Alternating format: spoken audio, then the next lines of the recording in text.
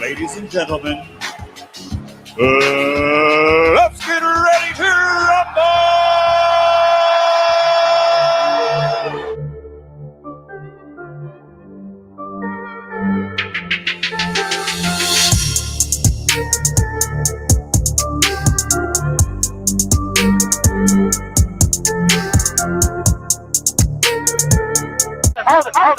Hold it, you're not that pretty. I'm a bad man. Wait. I took up the wall. I took up the wall. I took up the wall. I bear witness, there's only one God, Allah, and Muhammad is his final messenger. That's what I said, Larry, on the Bungle fight. Thanking you. They call me the problem, but you could call me the can man, because anybody can get it. Africans, Americans, Dominicans, Mexicans, anybody can get it.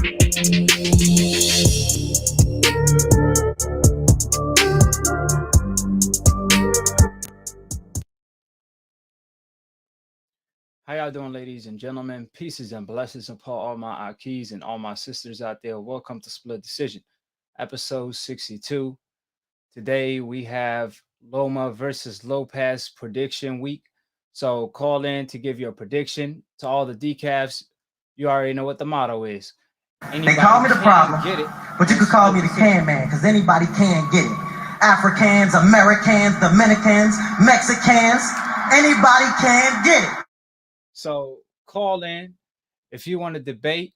We're going to talk about what's been going on and both sides of Deontay Wilder and Tyson Fury giving their take on a trilogy match. Also, many more other topics like Roy Jones versus Mike Tyson. So call in if you want to talk about any topic.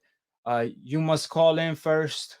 You must announce who you picking this week, Lomachenko or Lopez. Then talk about whatever topic you interested in. For the meantime, shout out to everybody in the chat. JJ Lease, Jones, and everybody in the comment section. Call in tonight to give your prediction. The number is as viewed on the screen. Ladies and gentlemen, let's get ready to rumble!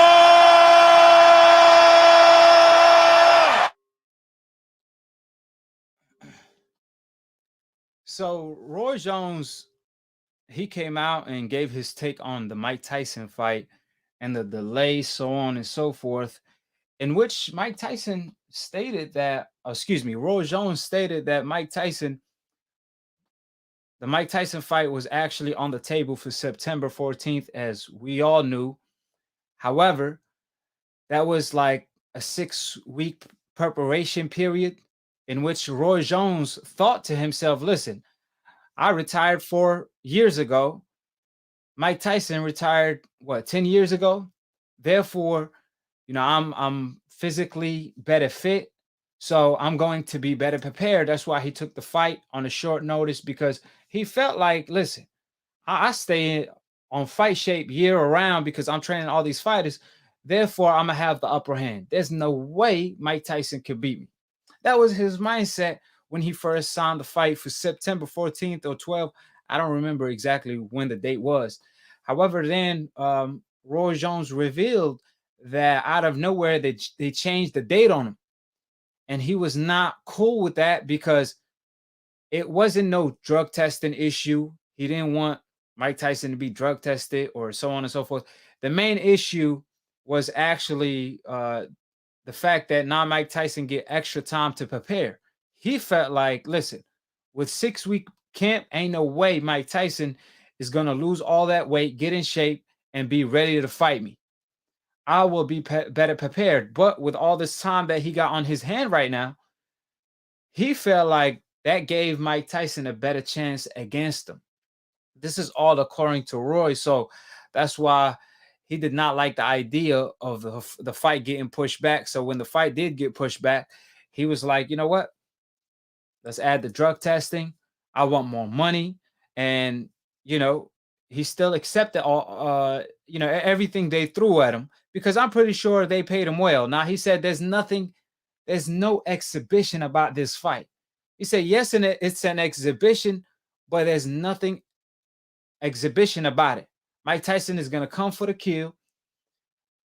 They pretty much going to have headgears on, but they're going to be fighting with 12-ounce gloves on, I believe, and it's an 8-rounder, not a 3-rounder. Therefore, he felt like it's nearly a fight, so, every time Mike Tyson is in a fight, regardless of if it's an exhibition or not, it's pretty much a fight. So he felt like, there's going to be a hell of a night, so tune in November, I believe, 26th or 29th. I don't remember the date on top of the head, but it's definitely going to be a hell of a night.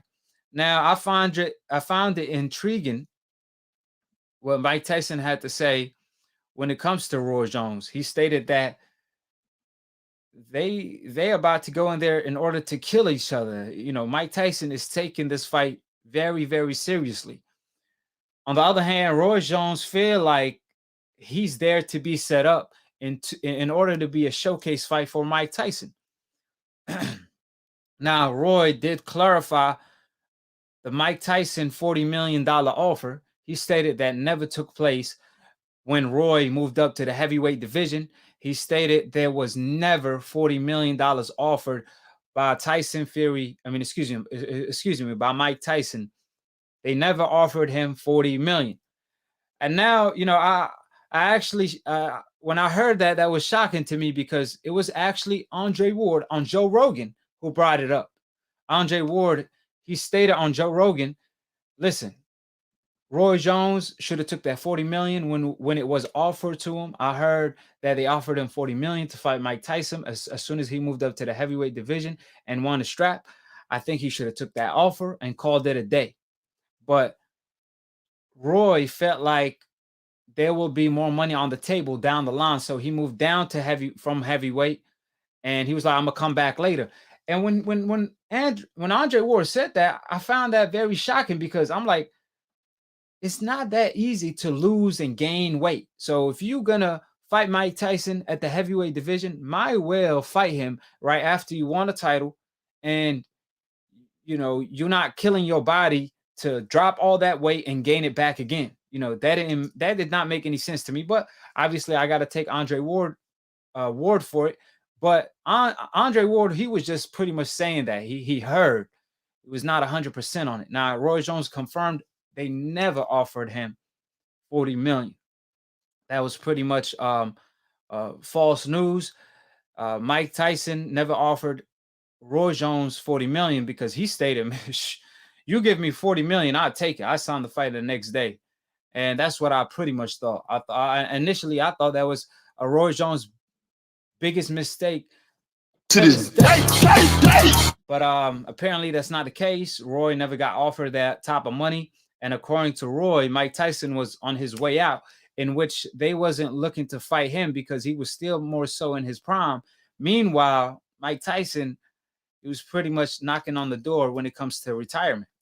But now the fight is here. It's an exhibition. I'm glad we got somewhat of a fight, but it would have been better then. I still felt like Mike Tyson has a hell of a weight advantage on Roy. It is what it is. Roy is arguably the greatest of all time if he made the right decisions of retiring on time. But I still believe that shouldn't hurt your resume that much. I still have him as a top 5 greatest fighter of all time. Now, when it comes to Mike Tyson, he possibly most likely will come into the fight at 220 pounds. Roy said he's gonna come in at 210. That's a good weight for Roy. I didn't even know that he was gonna weigh 210. From what I've been seeing on Instagram, he's very sharp for that weight class when it comes to his hand speed. But the only difference is, can you take a punch from that weight class? You know, because Mike could really crack. You know what I'm saying? So that's the $1 million question. I hope they both come out safe. It's gonna be a hell of a night. So just tune in. Now, shout out to everybody. Like I said, you guys can always call in. The number is in the description box. So if you don't know what the number is and you do want to call in, all you got to do is click on the description box. You're going to see the number and the code. So call in if you want to talk about any topic. If not, you know what I'm saying, just tune in and get smarter by the second while you're listening.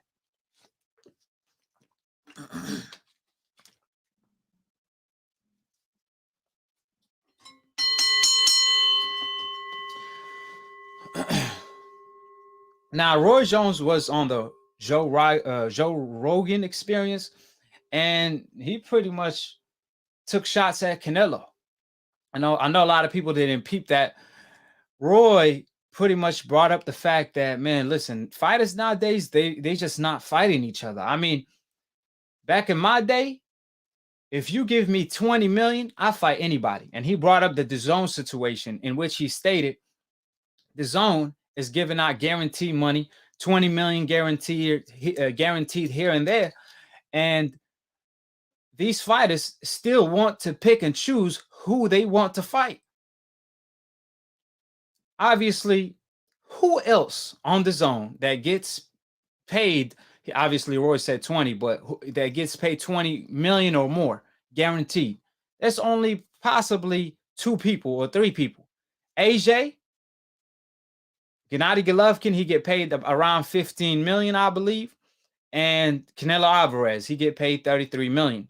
Now, we could go ahead and get AJ out of the way because AJ obviously is not contractual on DAZN. He fights from a fight-to-fight deal because he's with Eddie. And Eddie works with DAZN. So DAZN feel like, hey, listen, we got Eddie in our pocket. AJ going to fight on our network anyway. On the other hand, Gennady Golovkin, we already know he the biggest hype job of all time, so you could dismiss him. We already know Roy, even he talked about him specifically. We're going to talk about it. But Roy was mainly talking about Canelo because he said 20 million guaranteed or more. He was basically saying these fighters get paid all that guaranteed money and they still want to pick and choose who they fight. He said, man, if you give me $20 million guaranteed, you don't even got to tell me who I got to fight. Just give me a time and a place and I'll be there. Man, somebody call Canelo Alvarez and tell him to take notes because that's what we talking about. Y'all must have forgot, but just like Joe Rogan said, I ain't forgot shit. We know how great Roy Jones was. The most dominant fighter of all time. Man, I don't care what nobody say. Roy Jones, man, he was destroying fighters. I'm talking about on the defensive side, on the offensive side, on the explosive side, on the power side, on the speed side, on the reflexive side, on being the most gifted of all time. You name it. Roy Jones was the man. All you got to do is mention his name and he will pop up on you. So we know why Roy's coming with that energy because he talking it like he walked it. But he seemed like he's very frustrated with fighters nowadays because, you know, like Canelo Alvarez, for example, he get paid $33 million a fight guaranteed, and he want to fight Avini coming off a loss. Meanwhile, Roy Jones said, man, give me Godzilla. Just give me a time and a place. I don't care who I fight. Just give me a time and a place. Tell me where, and I'll pop up. So that's the energy Canelo should be coming with, man. He should have been fought Charlo and Andre, not avoid him to this day. Request to fight Avini instead. y'all must have forgot how great Roy Jones was. That's why he's one of the all-time greats. If you don't have him on your top 5 greatest list of all time, then your list is pretty weak. My list will smoke yours. That's how I feel, because Roy could have went down as the greatest of all time if he made the right decisions, retiring on time. Because when Roy was fighting, truth be told, man, he was unbeatable. He will fight and not get hit the whole night. I'm talking about like Sweet Pea and Floyd Mayweather. We talk about their defense. Roy was that man defensively. When he was on his heyday, you can't hit the man with his hands behind his back. That's how crazy it was when it came to Roy Jones. So, you know, he's obviously on the top 5 greatest fighters of all time in the sport of boxing. He's an all-time great. He fought the best. He never shied away from any opponent. And I know it's very devastating for him to see the sport of boxing today, the way these fighters operating like businessmen, especially Canelo Alvarez. You will think he works at Wall Street instead of a fighter, instead of being a fighter in the ring. Because, you know, he over here on some presidential status, calling the WBC, telling them to he requests a belt, he purchased a belt, the French fries belt, the witness protection belt, in order to stay away from Charlo. You think Roy would have ever did that if he had a Charlo in his division, if he had an Andrade in his division? We saw what he did to James Toney, and nobody ever did James Toney like that. Man, he beat James Toney every single round from pillow to post. And James Toney, truth be told, he's one of the all-time greats as well.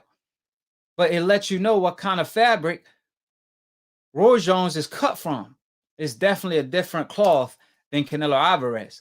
So, you know, just to point out the fact, like, you know, that's how a fighter, that's what kind of mentality Canelo should have if he want to be a pound-for-pound fighter, because Roy, he was pound-for-pound #1 without any question. But Canelo Alvarez, he over here purchasing belts. How are you in a sport and you purchasing belt like you purchase a belt from Walmart to keep your pants up? He purchasing a belt to call himself a champion and giving up titles to avoid fighters. Man, this man don't have, like Andre said, he don't have no cojones, because he over here purchasing belt in order to avoid certain fighters on the coincidental list, the black murderous role fighters of today. So, while you had Roy Jones he knocked on everybody's door. He fought everybody, dominated everybody, proved that he pound for pound #1. You got Canelo Alvarez requesting French fries belts, trying to fight fighters off losses, and he claims he pound for pound #1 when he's not even #1 in his division. He never was #1 at 154. He avoided Charlo, the Jamel and the Jamal and the Andrades at 154, including 160. He avoided Jamal and Andrade. And now at 168, he's doing the same thing. Instead of fighting Benavidez for his WBC strap, he requests the WBC to fight Avini like he the president, or in the WBC to make such a business decision. That makes literally no sense. When Benavidez didn't lose the title, he lost it on the scale. So you should be fighting Benavidez for that title if you want it. You could have fought any fight at 168 that's a champion.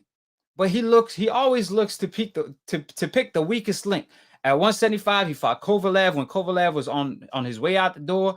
When nobody requested that fight, he fought Rocky Fielding for a title, a regular title at 168, not the real title, because we already know on the WBA, the super title is the real title. So, I mean, you know, the way fighters maneuver nowadays is the reason why the sport of boxing is not growing like it's supposed to. The reason why these fighters are not growing in the sport. Canelo Alvarez, he should be way bigger than he is today. But the reason why his fights keep flopping on the zone is because he keep cherry picking fighters that the world don't want to see him against, like Rocky Fielding, like Kovalev. Nobody trying to see these fights, man. Nobody want to see you versus Avini. We want to see you versus Andrade and Charlo. That's the fights we want to see.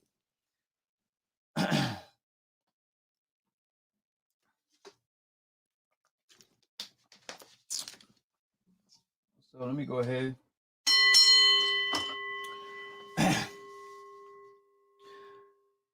So on the other hand, Roy, he brought up Gennady Golovkin and Abel Sanchez. He said Abel Sanchez, he stated that I didn't fight nobody. It ain't that they are a nobody. I just made him look like a nobody because he was that good. Meanwhile, Gennady Golovkin, he fighting somebody he's supposed to watch, and he going life and death with him. He rapping Mexican style. As soon as a fighter fights him Mexican style, he goes Muhammad Ali style. When Deontay beat him up from pillar to post, what happened to that Mexican style? I didn't see him go toe-to-toe with Deontay. Deontay beat him up worse than Canelo did in the rematch.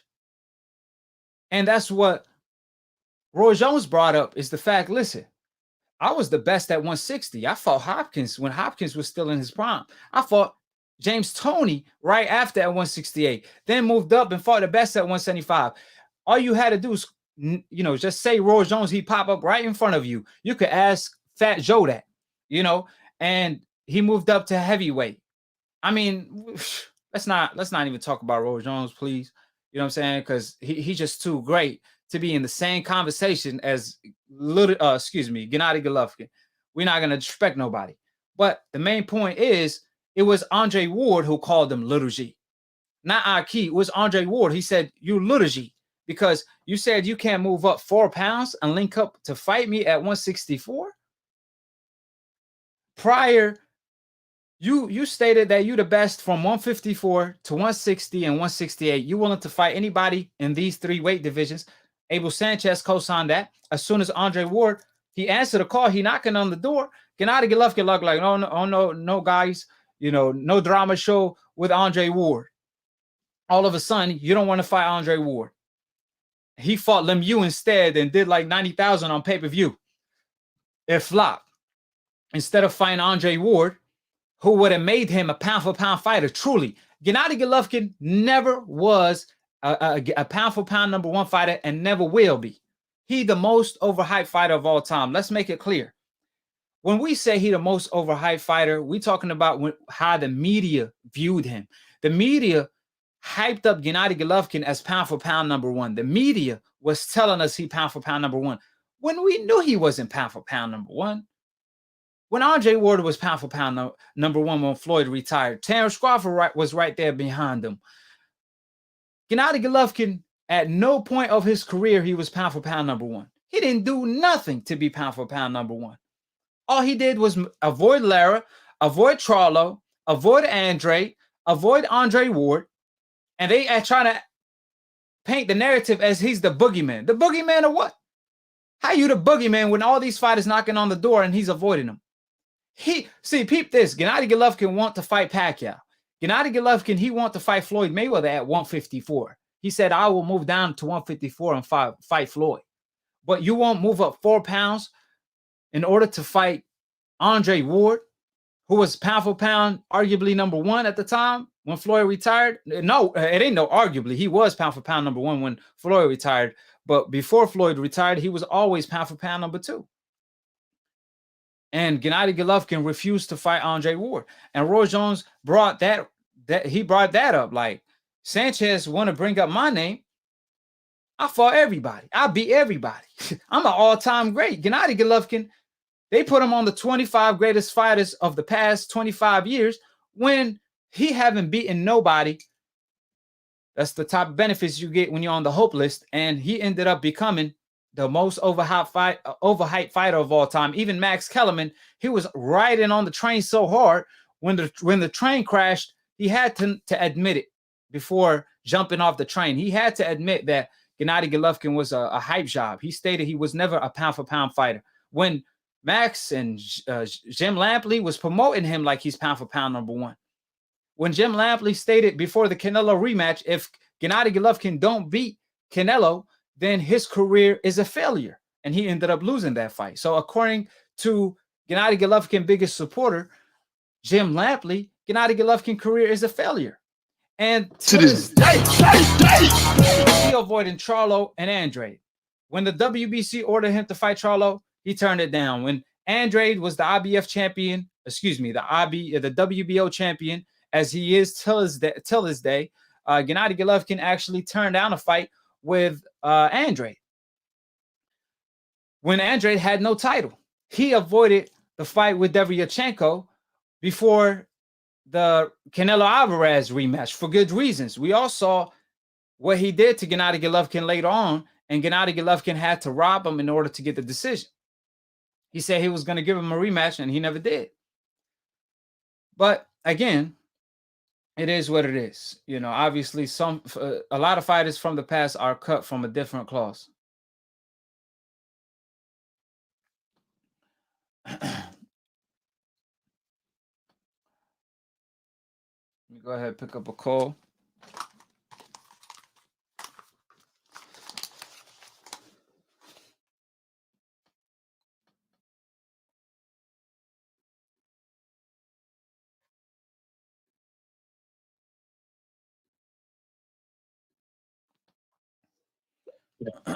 How you doing, AKHi? Who this is and where are you calling from?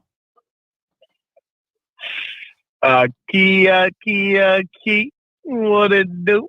It's your boy Jake calling out of that O. And I know you decafs tired of hearing my voice, and I don't give a damn. Y'all gonna hear me to the day I die. Y'all done pissed me off for the last time.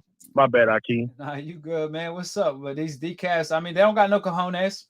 I'm tired of calling them out. You know, they are always in the comment section, but they never call through. You know, they keyboard warriors. They don't got no cojones. You know what I'm saying? So, you know, we trying to give them an opportunity to call in, but we can't even pay a decaf to call in. You know what I'm saying? These decafs be wearing female drawers. They out here wet while they listen to us. So let's go ahead and cook them up. Yeah, this freaking, I'm about to cook the hell out of these decafs. I told you in the last video they were going to get mad. Talking about, I don't know what he's talking about in the comment section. Lomachenko gets all the credit. How does he get all the credit he deserves? Y'all over here talking about he's going to get knocked out in one punch. That's respect? So, are you kidding me? That's respect to you guys? You dumb idiots that don't know nothing about boxing? Get the hell up out of here, man. Y'all don't know shit about boxing. Y'all talk all this shit on my boy's page. You don't want to call in. You don't want to state your case and fight, but y'all want to talk outside the ring. Hop in the ring. We holding the ropes up for you guys. Hop in the ring. Hop in the ring. Like, I'm tired of playing games to see all these freaking. You know what they remind me of? Each decaf I keep count of are just Sabermen that I'm keeping count of. All of you guys are Sabermen. That's all you guys remind me of. Yes, sir. So break it down. You know, the fight is this weekend. Oh, I forgot to announce that. Hey, we are going live right after the fight. So if you are up, make sure you guys tune in. Right after the fight, we're going to have a fight party, blow by blow, episode 3. So make sure you guys call in. You know what I'm saying? So who you picking? Obviously, I know you're picking Lomachenko, but you're going to have to give us a little more breakdown. You know what I'm saying? And just tell us why you feel like he going to beat Lopez. In all honesty, my brother AKHi, to answer that question, I picked Lomachenko because of the simple fact of his mental fortitude, the intensity he puts in his training, the focus he has in his work ethic as a professional athlete and a boxer, not only inside the ring, but outside the ring as a man and a professional athlete. He has a goal, he has a dream, and he is doing whatever it takes to accomplish that. He said it at the final press conference yesterday that he's close to his dream of becoming undisputed world champion, and you've seen the look in his eyes when he looked at Teo. You've seen the way he looked at those belts. You've seen he wasn't even taking the it won't be media. Undisputed now. He gotta see my man Devin for that.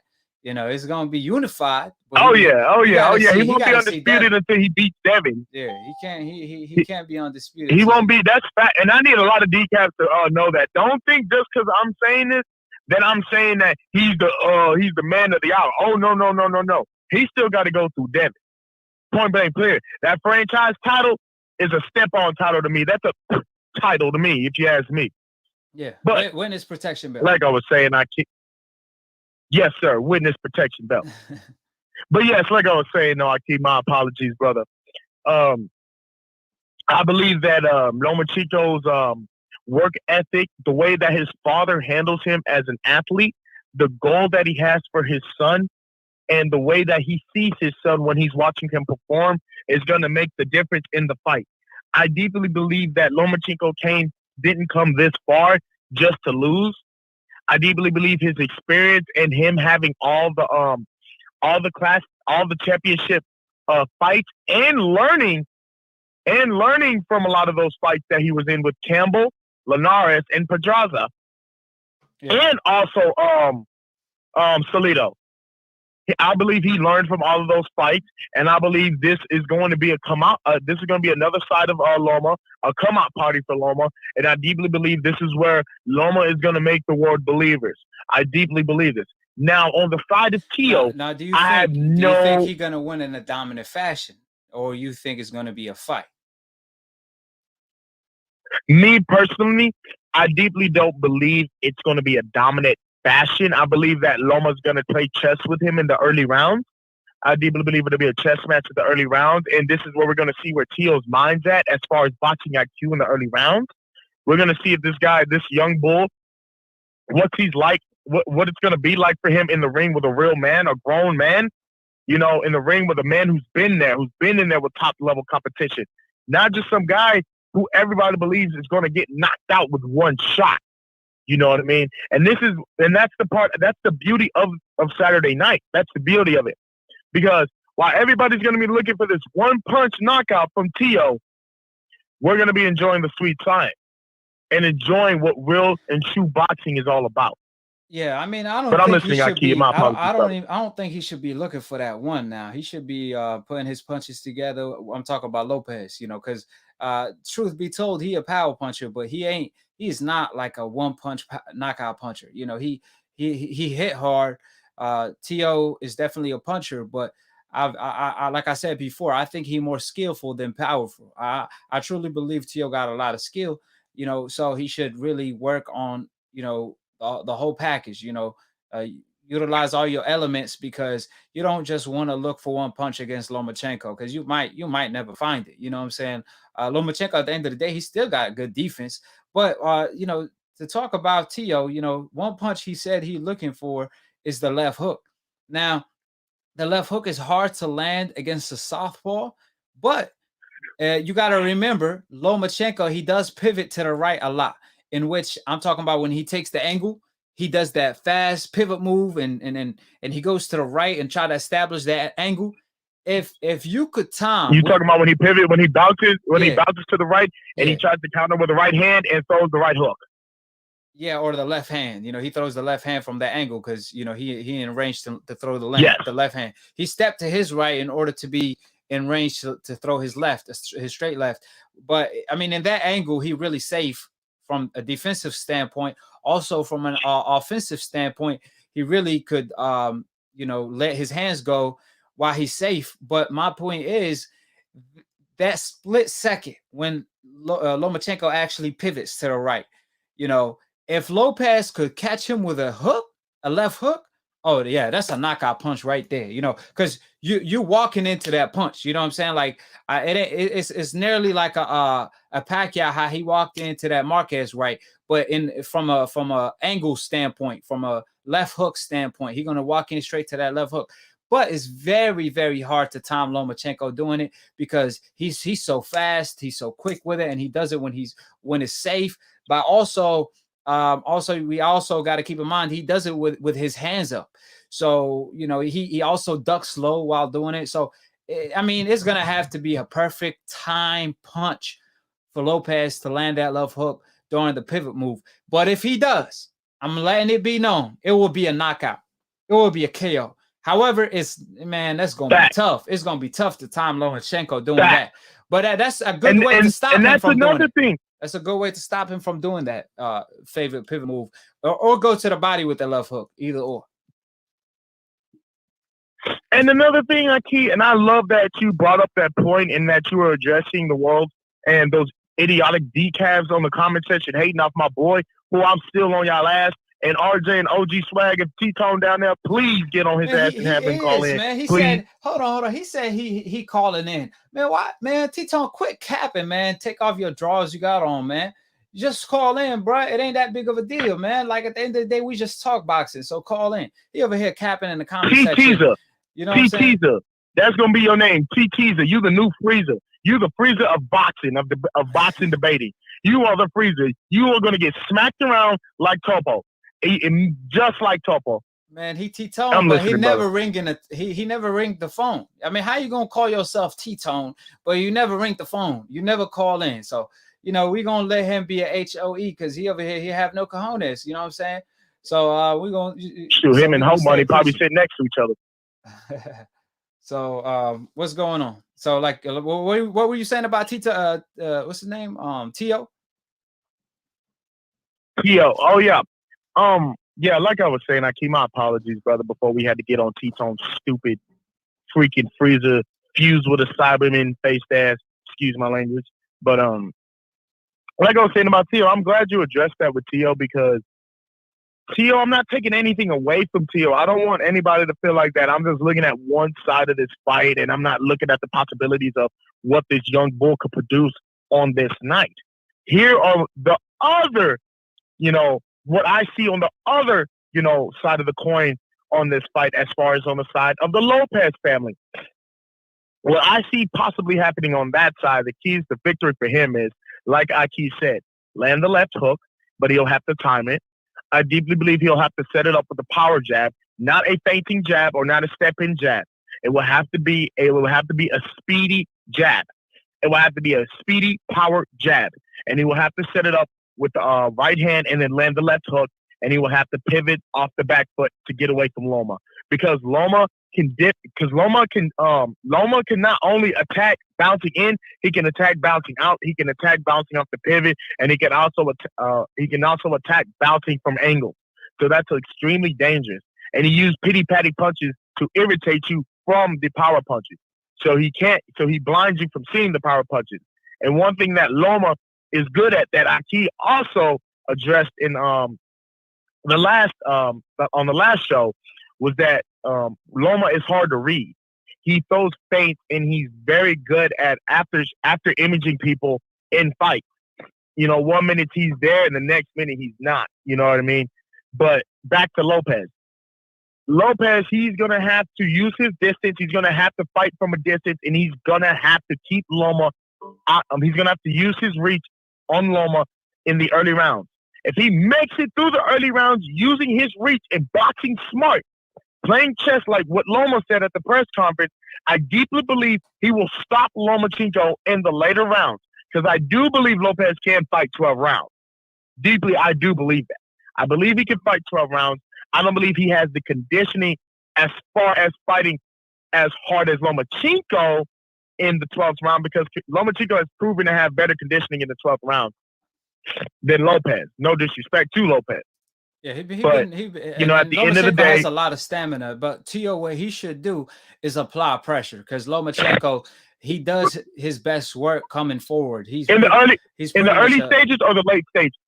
I mean, pretty much as he can. You know, if you could pressure Lomachenko because he's not comfortable going, you know, on his back foot as much as he is on the front foot.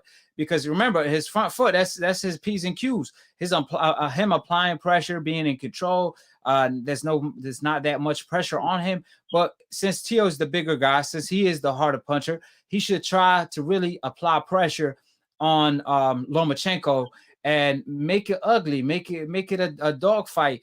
Try to bully him like Salido did. Switch stands in order for Lomachenko to.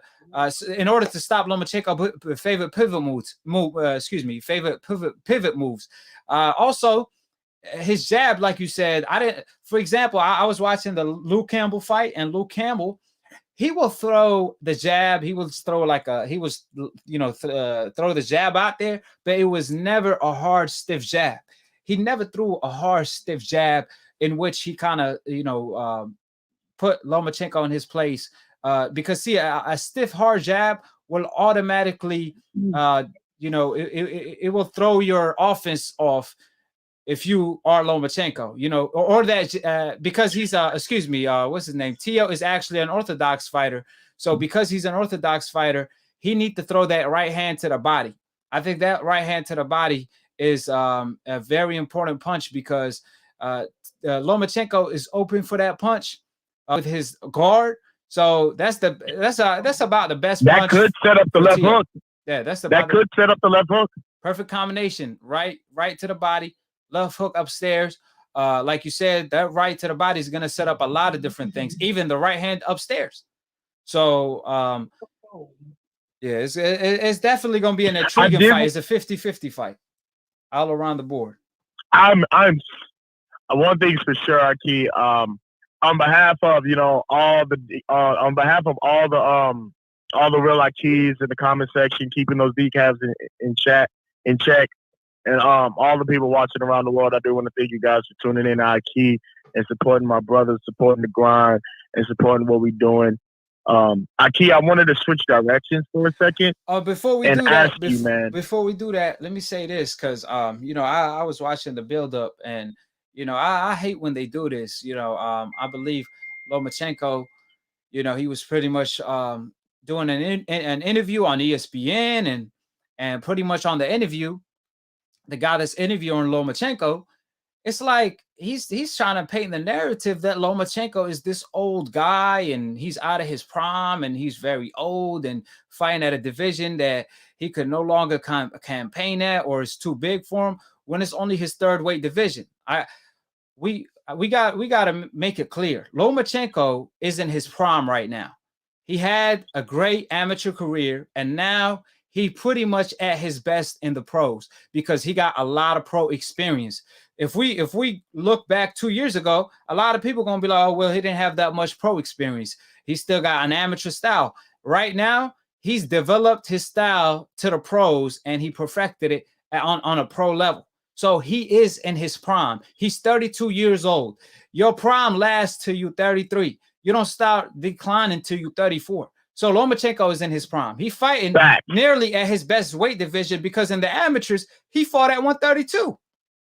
And we already know you got to fight multiple times, making the weight and all that. So 135 is pretty much a perfect weight for Lomachenko because in the amateurs he fought at 132. I think he even won a gold medal at 132, if I'm not mistaken. So it's a comfortable weight. He did. He won a gold medal. No. I think it was at 130, and I think it was at 130, bro.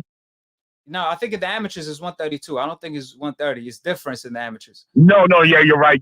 I'm thinking back on it. It's 132 in the amateurs. Yeah, and he did win that medal. Yes, you are right. So what I'm pretty much saying, he's in his prime. He's at his best. This is his time to shine. This is his best weight. He used to fight at 132 in the amateurs, so 135 is very comfortable. Let's not make it seem like he's fighting a Godzilla, a guy way bigger than him. That's not the case. For example, when Floyd fought Canelo, Floyd was actually old. He was 36, 37. Floyd was fighting a guy 20 pounds bigger than him. Floyd was fighting in his fifth weight division. I didn't hear nobody say, "Oh, Floyd, he a very small guy, man. I don't know, man. I think Canelo too big for him." They try to make him move up and fight Gennady Golovkin at 160 when he already moved up 5-weight division. You know what I'm saying? We got Lomachenko. They want to babysit him. He's only in his 3rd weight division, and they want to make it seem like he already moved up 8-weight divisions like Pacquiao did.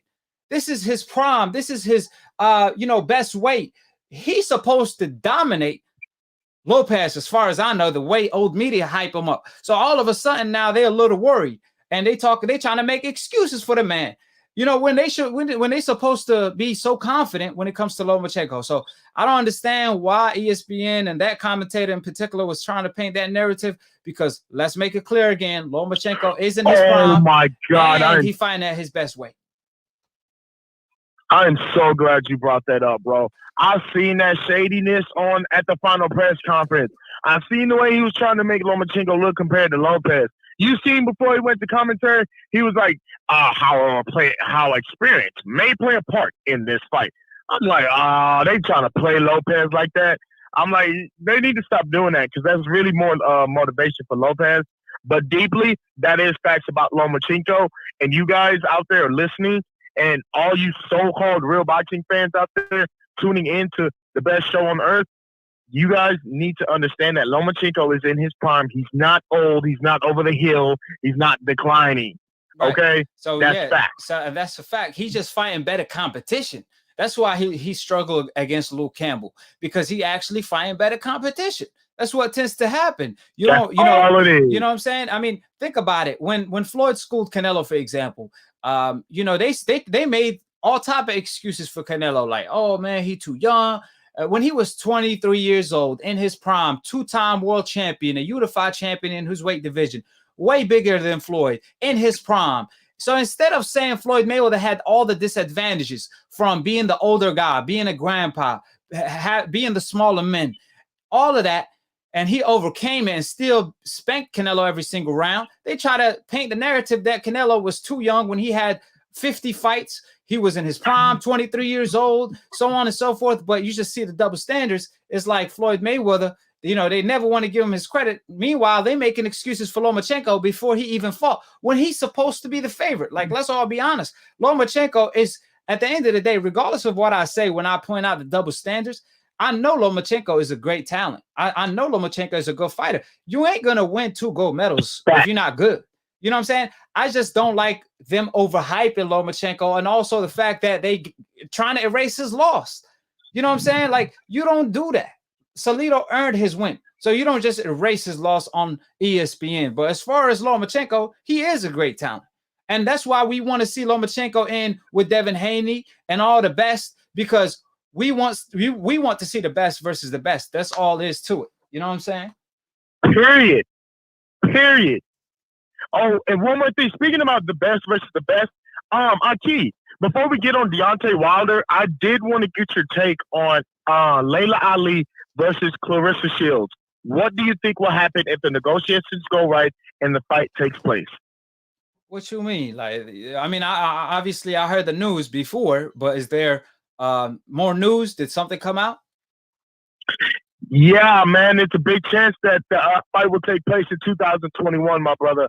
It looks like everything is going well. Laila is in the gym. She's getting it in the gym for Claressa. They've been going back and forth on social media, and the negotiations are going right as far as I'm concerned on Instagram, on Claressa Shields' page, and Laila Ali. And Laila Ali seriously has a problem with Claressa, so I deeply believe the fight will take place 2021. So everybody needs to tune in and get ready for history to be made. Yes, that's going to be a John James. Grow Pay-per-view worthy. John James, grow some cojones and call in. If you disagree, if you feel like I said anything incorrect, it seemed like you don't like the truth. So if you don't like the truth, how about you call John Jones? That's his name?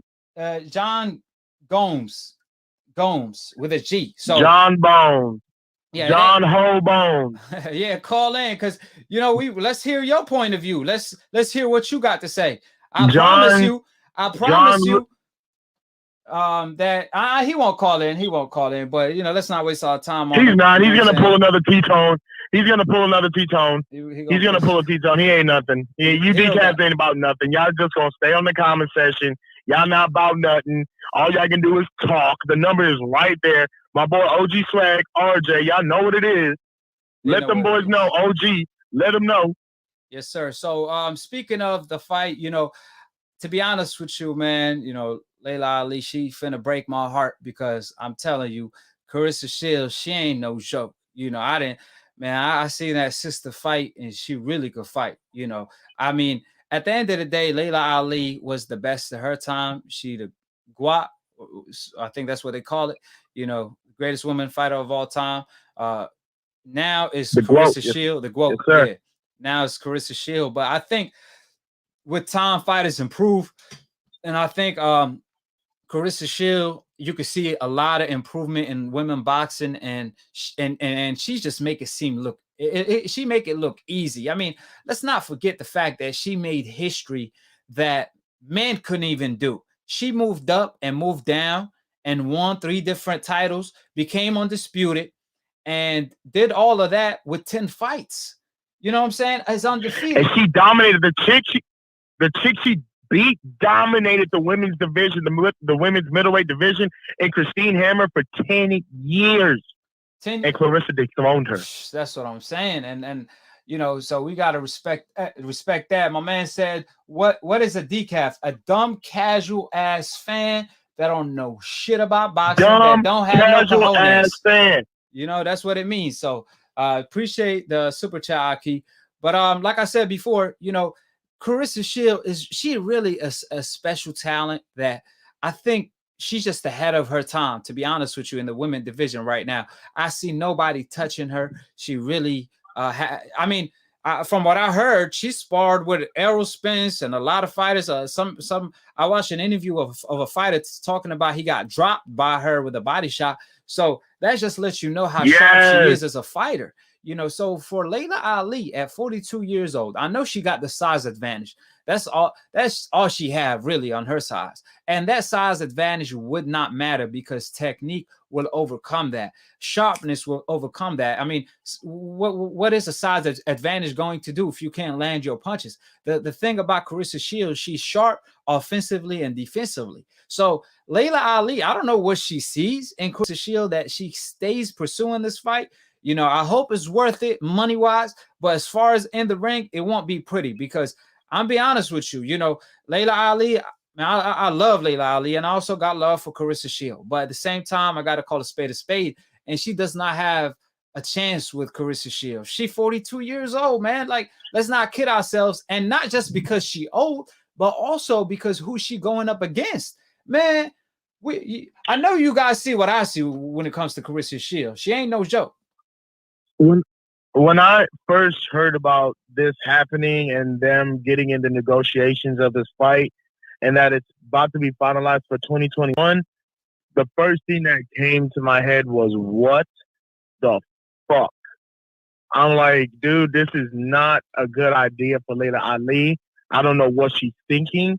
Claressa Shields is only 25 years old. She's the same age as us. You know, we're the same generation. And how much Laila Ali is trying to step into the element. How much? Laila? No, Laila wants $7 million. Laila wants $7 million. Seven. So okay. Laila wants $7 million. How much Claressa Shields gonna give it? Laila wants $7 million. Okay. No. Laila said she wanted 7. Yeah, Laila said she wanted $7 million. That's no bull. Laila said she wanted $7 million. That's fact. That $7 million ain't gonna be worth it, man. Your health is your wealth. It's not. I mean, it's not, because I mean, I do appreciate what Laila's trying to do, man. I get it. She wants to, you know, make the, you know, lead for the last of the OGs left in the game. I applaud all the old school ones in the game. All the ones listening in, I appreciate what you guys are doing, you know, for us, that paved the way for us, man. But at the end of the day, you know, this is our generation. This is our time. I don't deeply believe it's a great idea for the OGs to be stepping in, you know, like that with, you know, the young, you know, with today's talents, man. I don't think that's a great idea. Yeah, boxing, especially with Laila Ali going against Claressa Shields, who's just getting stronger. Yeah, boxing is not an OG sport. Boxing is a young sport for the young bucks, for the young fighters, male or female. You know, you cannot be an old fighter and try to step into the ring with a young buck. Like, that's not gonna happen. I mean, we know Hopkins did it. But Hopkins did it, you know, and, you know, he won and lost here and there, and he made history till he was 50 years old. But remember, though, George Foreman did it too. Not too many fighters got that IQ and that the fact that they could fight to that late age. And also it matters who you fought or who you're about to fight. And Laila Ali, she great in her own right, but she about to fight arguably the greatest women fighter we ever seen. You know what I'm saying? Like I said, she making history where she moving up and moving down and conquering 3-weight divisions, being undisputed in one, and she the most feared. You know what I'm saying? Making history that even a lot of males are not able to do. You know what I'm saying? So, like, we gotta recognize her talent and how great she is, and I think it's a huge mistake for Laila Ali. But you said you also want to talk about the Tyson Fury. You know, let me go ahead and inform the public on this. I have to cook on that, brother. Yeah, we got to cook on this, because I know we got some decals in the comment section that want to hear about what my brother's got to say about Tyson Fury and Deontay Wilder. AKHi, I'm gonna let you take it away, my brother.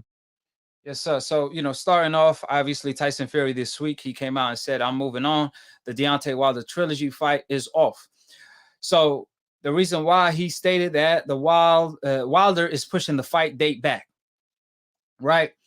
Then he stated he fighting a tune-up fight against the unknown fighter, then fighting Anthony Joshua in the UK. So he gonna have a tune-up fight in the UK in December and fighting Anthony Joshua May 2021, which makes no sense at all because first of all, like I stated before on my previous video, Tyson Fury relinquished his license in the UK. Translation: you can't fight in the UK anymore. Hold on, I got a question real quick. Are we decafs if we disagree, or your opinion? No, a decaf is a dumb, casual ass fan that doesn't comprehend was 1 + 1 equal. So 1 + 1 is equal 2, right? Logic from logic. emotion. You know, that's a fact.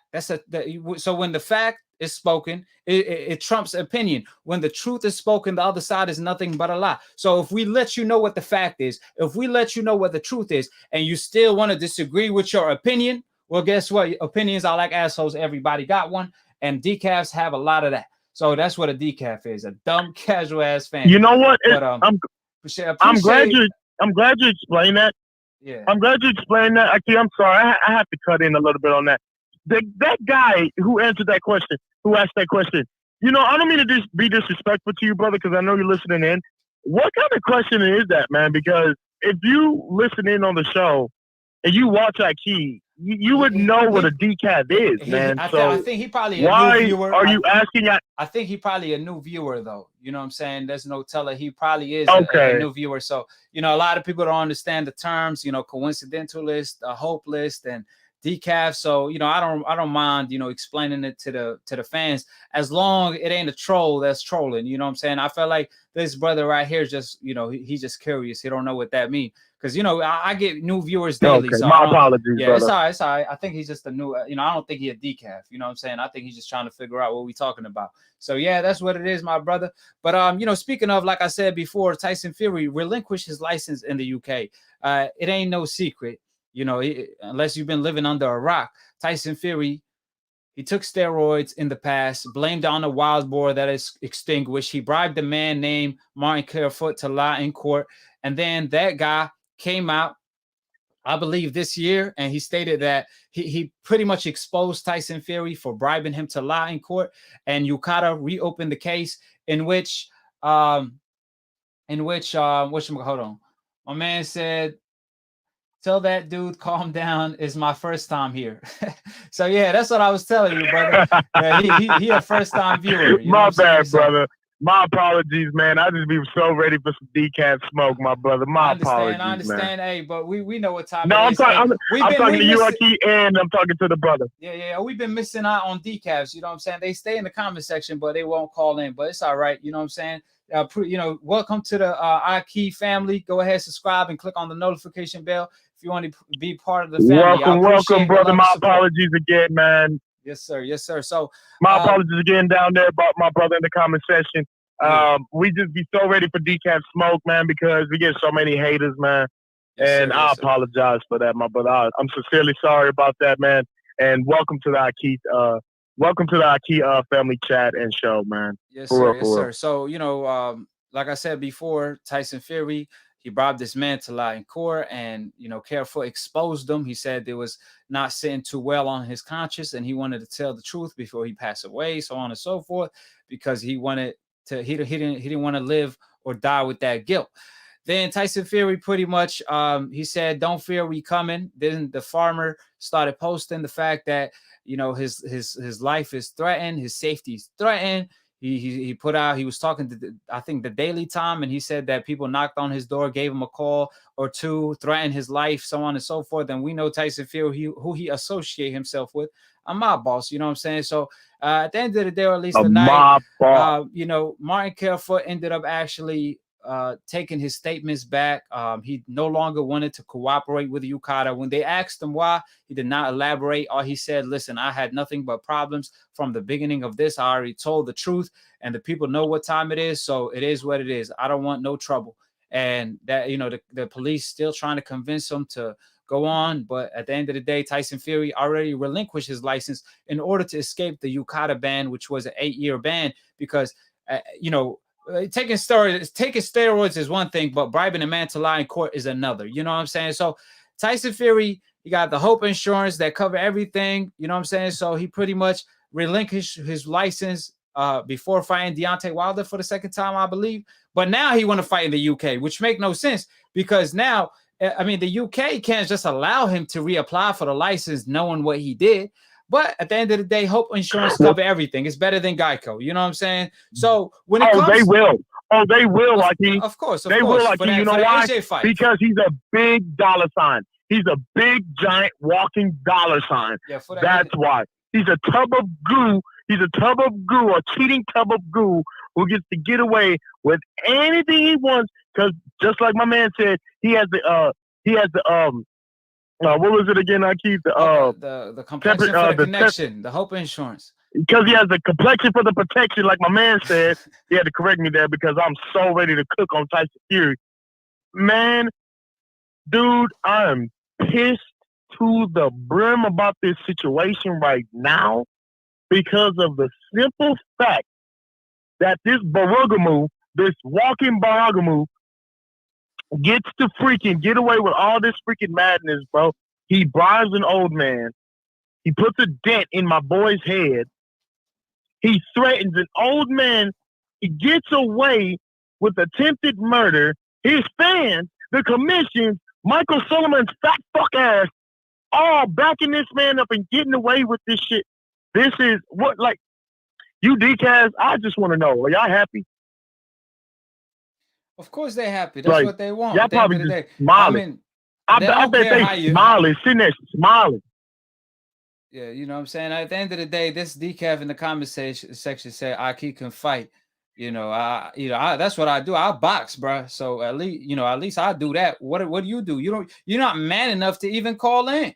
You know what I'm saying? So call in, bro. You over here talking about, do you box? Yeah, I do box. But can you call in? Do you even have cojones yes, my brother AKHi box. You know what I'm saying? He boxed in real life and he boxed in debating just like me. We both box. Yes, sir. And on top of that, I'll call in, bro. You know what? Call in. Yes. Call in. I would love to. You know how long it's been? All you decals, you know how long it's been since my boy came out of retirement? You know how long it's been? He's sitting on the throne holding all these belts right now.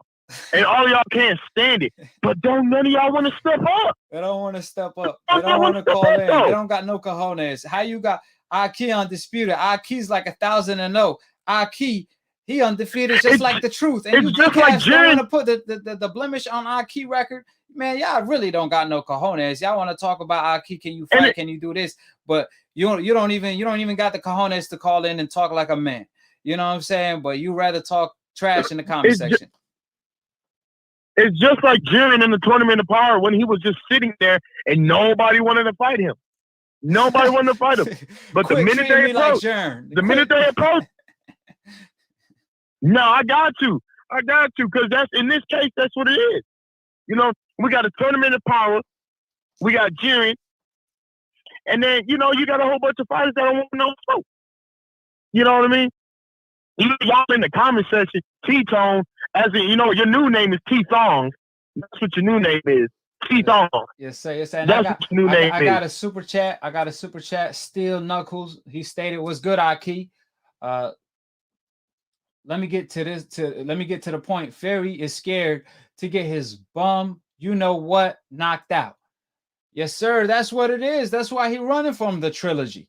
I mean, he's been doing everything in his power in order to escape the trilogy match from the jump. We all saw it. As soon as the rematch was over, he was talking about this or that. He was talking about I'm talking about Fury. He was talking about the Anthony Joshua fight. He was talking about everything and anything but Deontay Wilder. He always was making excuses. How are they even in the UFC game?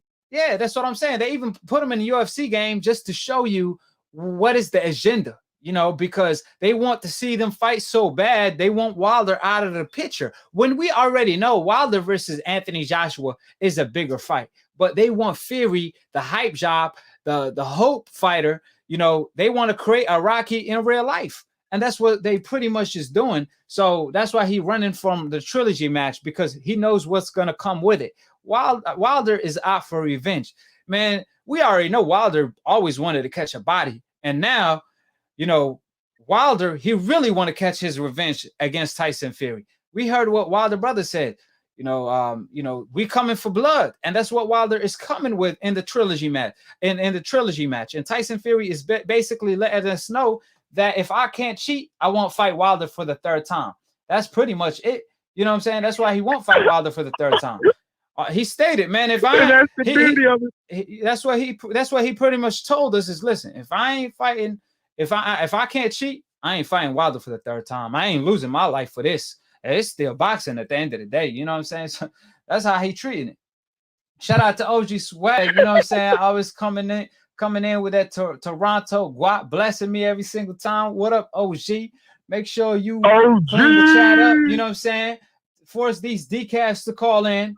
We already know they don't got they don't got no respect points. OG got the OG respect points in the house. We already know what time it is. But OG Swag, let them know what it is. Always let them know love. OG Swag is a real AKHi. Yes, sir. He's a real AKHi. He's been rocking since day one. He's been rocking since day one. I've noticed OG Swag since I first started watching AKHi, and that's no cap. I'm not talking out of Batman terms. I'm not talking out of capping terms. This is straight up real talk because I've been following AKHi for a very long time. You decals need to understand that. This ain't no just, I just chose to watch AKHi. No, I've been following my brother for a very long time. I am a true fan, and so is my boy OG Swag. So y'all need to pay homage to my brother. He shows love. He a A1. He a day one. You know what I'm saying? Shout out to OG for real.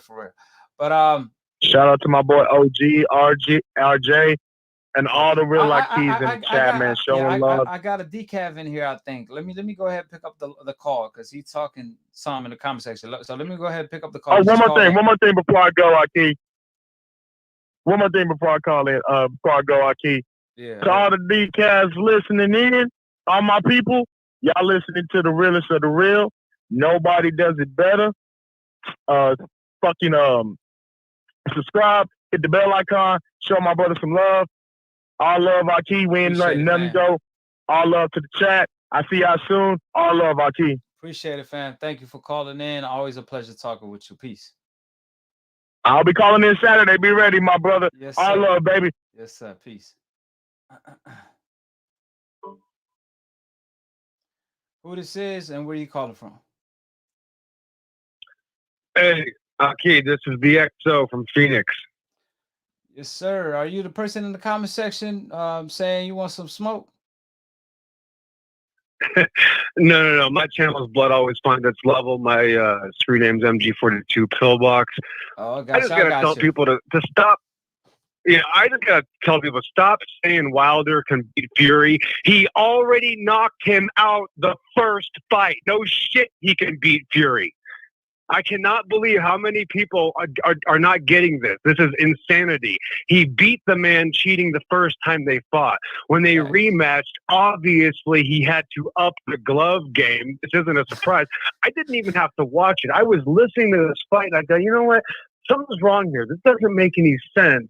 This just doesn't sound like, well, I was thinking maybe Wilder came in with the flu. Maybe he had, maybe he broke his neck. Something does not sound right here. Anybody with two brain cells to rub together between their ears can tell that this fight was not right. And after looking at it, there's no excuses. What offends me the most, AKHi, is in the black community. You can probably tell that I'm pale faced, but the fact here is I cannot believe how many sellouts there are literally leaving Wilder on the side of the road when he could have died. He could have been seriously injured. And I just can't believe it. Honestly, this is a revelation to me. This is an awakening that shows that you can't even trust your friend next to you. This wasn't a fair fight, but again, stop saying Wilder can beat Fury. He already knocked Fury out. Wilder's record's 44-0, 42 KO. Get used to that. Start saying this. This isn't about race. This is about what's right. But yes, of course, they do love their white hope. I mean, let's face it. But there's something beyond this. This is what we call the principalities in high places. And of course, it's the same natural demons that have always attacked us for centuries and thousands of years, as we are the children of God. So this is normal. But I just can't believe how many black people don't support Wilder. I just don't even, is it jealousy? Is it because his style is so different? Listen, I watched Mike Tyson get knocked out a quarter of a century ago when I was a little baby. So I'm not a boxing expert, but I've been watching a boxing for a long time. Wilder made boxing interesting again. Wilder made boxing fun again. And that's the greatest thing about this guy. Key, is that this guy's style makes it so much more interesting. The guy wasn't raised to be a boxer. The guy changed halfway through his life and has been able to do this. I'm sorry, but Wilder, as far as I'm concerned, is the greatest since Jack Johnson. There isn't even a close comparison for a man to be able to do what he did in such a short amount of time and use his own style instead of adopting the other style. I mean, God bless the guy, and I hope that this rematch comes in, and I know Wilder's going to rip his head off. So God bless you guys and keep up the good work. Man, my AKHi came in hot today. I like what you said. He upgraded his glove game. I gotta use that. Exactly. One. I gotta use that one because that's exactly what he did. Like you said, he pretty much knocked him out tampering with his left glove. So what he did, he was like, you know what? I'm gonna tamper with both of my gloves, and that's what he had to do in order to get the job done. And it's crazy that you said that because you brought up a great point, which is when you come into the boxing game real late, for example. One of my favorite fighters is Anthony Yard. He a fighter that came to the boxing game real late. He only had 12 amateur fights. He started boxing when he was 21 years old, and now he got 19, 20 pro fights. So my point is, when you start late as a pro or as a fighter, it's very hard to catch up because it's all muscle memory. And Wilder did that, and like you said, he still, they had to pretty much cheat to dethrone the man. You know what I'm saying? They tried to do it to Ali. When Muhammad Ali was winning, they had to pretty much tell him to go to fight on, to go to Vietnam and fight the war. And he had to stand up to what he believed. You know what I'm saying? So they stripped him of the title that way. Wilder, they pretty much didn't like what he was standing up for. So they were like, you know what? Guess what? We got a white hope, Tyson Fury. We can make him a Rocky. You know what I'm saying? And they pretty much changed his depression story that, well, not a depression story. They changed the fact that he took steroids and got suspended to a depression story. You know what I'm saying? So it's like so much corruption going on. And it's just, as a human, you should feel bad for another human to see him get mistreated in that way. Like this sport of boxing is already dangerous enough. So fighters are already putting their life on the line. You know what I'm saying? They mad at Wilder for saying he want to catch a body in the ring. When Muhammad Ali said the same shit, if you fight me, increase your insurance. When Mike Tyson said the same thing, I want to strip him of his health. What do you think that means? You know what I'm saying? Fighters been saying that from the jump. But to allow Tyson Fury to cheat and not talk about it and have the media covering it up, it just shows the double standards in the sport of boxing. And what about the weight difference? And then the weight difference. What about the fact that if this was a lower weight class, this guy's 5 weight classes above Wilder. Wilder was a cruiserweight, literally, when he knocked him out in the 12th round. The first fight probably weighed 204 pounds. Yeah, he was like you said, I think he was 204, 209, and Tyson was like what 270, 280. You know what I'm saying? And he put him on his ass. Club, sure. And you know what I'm saying? So like all that weight and Wilder, he overcame all the obstacles. The referee still gave him an extra count. And it's like, man, at the end of the day, boxing is dangerous enough. You know what I'm saying? So we shouldn't allow a fighter to cheat and like have the media cover him up. Like he has better insurance than Geico. And one of my AKHis in the super chat, he asked me, AKHi, who's your favorite fighter? Active favorite fighter at the heavyweight division. I believe, well, overall in the sport, I got a lot of favorites. Shakur Devin, my man Errol Spence. I like Inouye as well.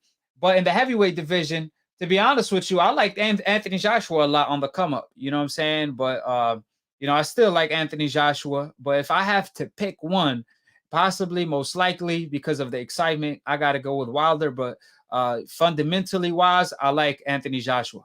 So that's that. But I didn't mean to cut you off. But fun-wise, right? And how about fun-wise? How about making things interesting? How about styles and fights? How about a real fight?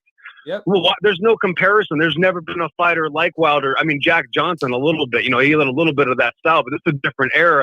And for Wilder to also be basically that small, not compared to us, but compared to these other heavyweights, he's the smallest ever. For him to be able to do that, he has every single disadvantage. He has the lack of experience. He has the size disadvantage. He has every single thing, and they still hate on him. Your guy already got knocked out by Wilder, and Fury spent about 20 seconds on the canvas. Go watch the fight again and count how many seconds he was down the first knockdown. And the second, he was almost down a total of 20 seconds in the fight. I'm sorry, that's called a blowout. There shouldn't have been a draw. It's called a blowout, period. Yes, sir, man. Like I said, the referee told him go from one corner to another, gave him an extra count already. If you feel like he that badly hurt, stop the fight, man. You know, so Wilder's already a dangerous puncher. We already know that. So if you're afraid of Fury life, then stop the fight. That's why you're the ref. So, you know, we already know what time it is. I think this, you know what, Akai, this has got to be by far, this will be the most exciting fight in boxing history, because we know what they know that we pretend we don't know, because Wilder's doing a great job of being quiet. That's actually an excellent strategy. You know, the art of war, Sun Tzu. I mean, never give your enemy your playbook. And that's the greatest thing that Wilder is doing, because Wilder's not stupid. He knows that they cheated. And the greatest thing that he's been able to do is keep his mouth shut, not say anything. And that's why Fury is so scared. They're scared shitless to get out of this fight. If they were confident at all, they'd be bragging and saying, yeah, whenever you're ready, Wilder. But no. Because they know they already got their asses handed to him, and he had to double up and up the glove game because he got knocked out the first time. He knows he's in for it. He knows he's a dead man walking. So you keep up the good work. I'll hit you back later, man. Thanks again. Hey, man, you need to call back, man, because I don't know who this is. But this AKHi was speaking fact, man. He didn't even introduce himself, man. He dipped out on us. But AKHi, man, call back again anytime you want to, man. Because like I said, he brought up a lot of great points.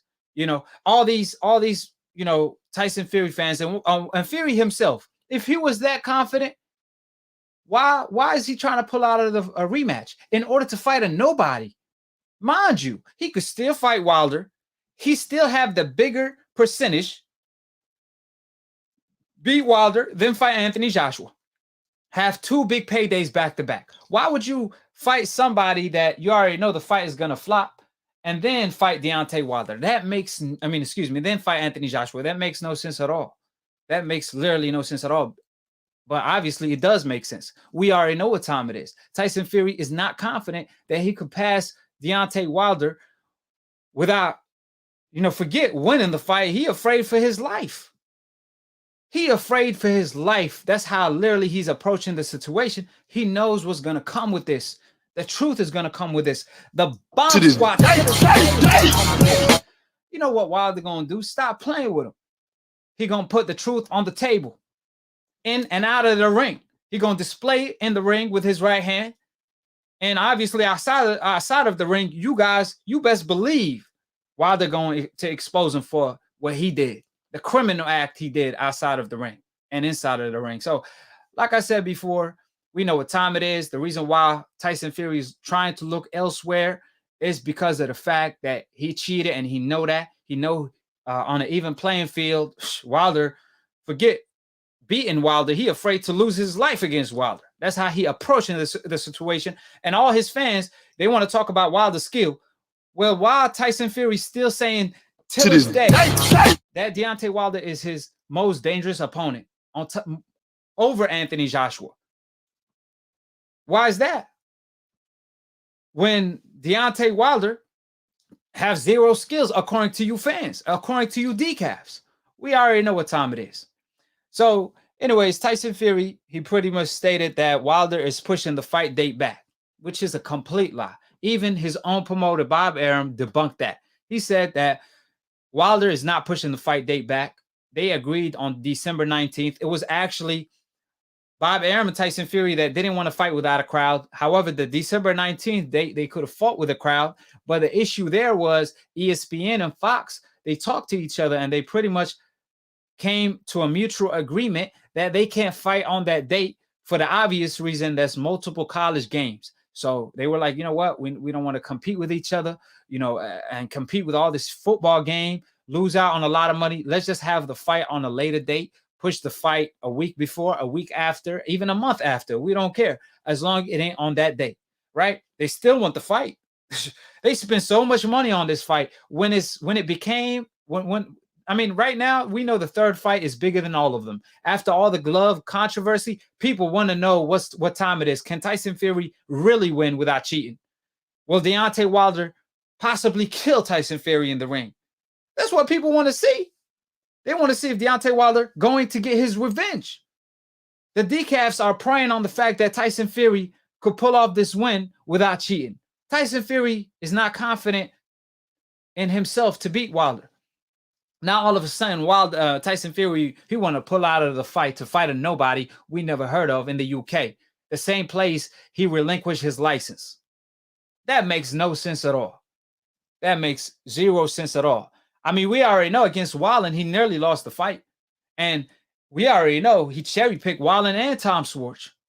And we already know in the Wallen fight, he sold 3,000 tickets. So nobody is a fan. Pretty much, Tyson Fury fans are pretty much Deontay Wilder haters. They just pretending to be Tyson Fury fans because of the fact that, Deontay Wilder, because they hate Wilder. I mean, let's all be honest. I mean, they want to accuse Floyd Mayweather of being born Regan Diaz. Jim Lampley always shit out on Regan Diaz for not letting his hands go. But then when Tyson Fury fought Klitschko and threw, one round, he threw 3 punches. It was like 3 punches landed in that round, right? I never heard Jim Lampley complain about the fight being boring. But when it's a fighter on the coincidental list, they focus on the negative when it comes to that particular fighter. When it's a fighter on the hope list, they want to focus on the positive. Look at the skill. Oh man, he floating like a butterfly, stinging like a bee. When it's Regan Diaz, oh, he running, he's scared. You see the double standards? Nobody talk about Tyson Fury being boring. I don't hear you decafs, man. Listen, I ain't no Tyson Fury fan, man. That man boring. The same fans that used to diss Regan Diaz and Floyd for no reason are praising Tyson Fury's skills. What sense does that make?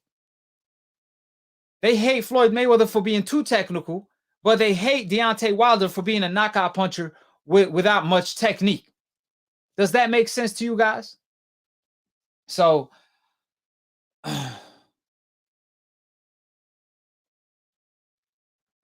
Tyson Fury, Bob Arum, obviously, co-signed Tyson Fury. He said that the next fight won't be against Deontay Wilder. He said because the rematch clause is expired. That makes no sense at all because Bob Arum, he was the one that was talking about the scheduling issues, revealing the fact that, listen, we having trouble finding a date because we want to fight with a crowd. Tyson Fury said he won't fight Deontay Wilder without a crowd. Bob Arum said we won't make the fight without a crowd because we don't want to lose out on the gate, right? Even though the glove gate became bigger than the gate itself for the rematch. AKHi, I see videos about evidence. Where is it? All you got to do is just put AKHi investigations and you're going to see too many evidence. A mountain of evidence, AKHi. All right. So that's all you got to do. You know what I'm saying? So, anyways. So it was Bob Arum and Tyson Fury that had a mutual agreement. We're going to postpone the fight because we want to fight with a crowd, right? So that's exactly what Wilder did. He went with the flow. Then later on, they had the 19th date, December 19th. I explained that earlier that it was ESPN and Fox that had a mutual agreement. Listen, this fight date, there's a lot of issues with it because of the college football game. So we're going to push it a week or a week after or even a month after. It don't matter, right? So since it's not Deontay Wilder who's pushing the fight back, according to Bob Arum himself, because he said it's ESPN and Fox, they had a mutual agreement. Then why will that be Wilder fight? How is the rematch expired, the rematch clause, when Deontay Wilder activated the rematch clause 2 weeks right after the fight? Literally 2 weeks right after the fight. Now, it's one thing if Wilder waited till the rematch clause is about to be expired and he activated the rematch clause. Then you could possibly be like, oh man, you waited too long. But Wilder activated the rematch clause the same, I believe this, I think this, I don't want to give false information, but I think it was a week or 2 weeks right after the fight. So it ain't Wilder's fault that the fight didn't take place or got finalized. You know what I'm saying?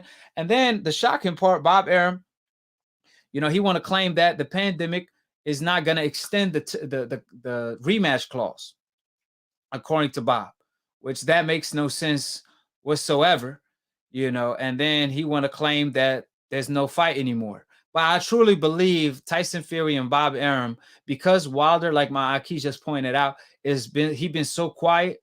They don't know what his next move is going to be. They pretty much trying to get Deontay Wilder to react. They want Deontay Wilder to say something in order to figure out what's going on. They want to really see what is Deontay Wilder thinking? What is he up to? You know? Now, Deontay Wilder, he came out. Wilder, he broke his silence, claiming Tyson Fury Trilogy is not off. As a promoter, Shelley Finkel insisted, we will fight any date, any place. So apparently Finkel is basically pretty much saying, according to this article, he talks to Wilder. He confirmed that the fight is still on. It will happen. We're just waiting on a date. Remember, it was Bob Arum who stated, I haven't talked to Finkel yet since the rematch. Now, help me figure this out. In order to make a fight happen, both sides have to negotiate with each other. So if Bob Arum want to claim he haven't spoke to Finkel since the rematch, how are you trying to make the fight when Wilder already activated the rematch clause so long ago? Does that make sense? How are you trying to make the fight when you haven't spoken to Finkel yet, when that's supposed to be Wilder promoter? Yes, sir. I'm about to pick up your call right now. What's your area code? Throw me your area code, brother. Throw me your area code. So that makes no sense whatsoever for Bob to claim he already spoke to, he haven't spoke to Finkel. When Finkel is, I believe, Wilder promoter or manager, one of the two. You have to speak to Finkel in order to make the fight. So if you're not speaking to Finkel, then you're not really trying to make the fight. So you can't blame that on Wilder. That's why Finkel, he stated that the rematch clause is not expired, that the fight is still on. Tyson Fury versus Wilder Trilogy match is not off, and he confirmed it to be next. It won't be Tyson Fury moving forward fighting whoever in the UK. That's really not the case. And which make a lot of sense, like I said before, because, you know, all these Tyson Fury fans, you know, they want to claim, listen, Tyson Fury, he beat him up twice. He cheated twice, you mean? That's why we want to see the third fight. And that's why there's a rematch clause. He's obligated to fight Deontay Wilder for the third time under law. So it don't matter what you say. You could put your emotion back in your pocket. At the end of the day, or at least the night, the truth will always come out. And the truth came out. You decafs, the truth don't have to find you decafs. You decafs come to find the truth. That's why you tuning in. Because you want to listen to the truth. You're tired of people lying to y'all. You're tired of feeding your ego. You want to know the truth. That's why you always tune in. Still Knuckles, what's your area code?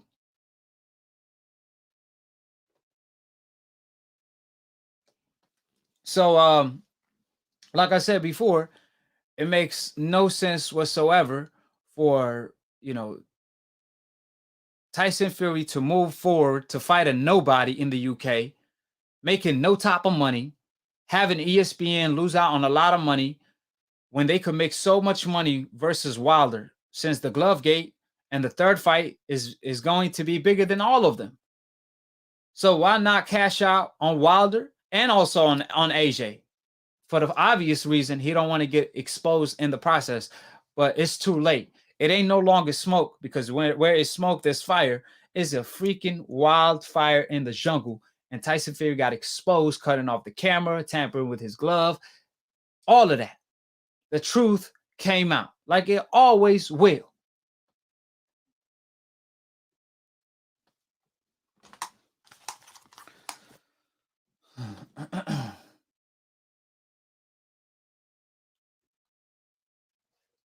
How you doing, AKHi? Who this is? I think this is my man Steel Knuckles. What's going on? Talk to me. Hello?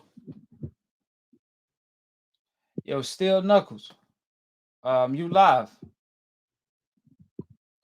What's going on?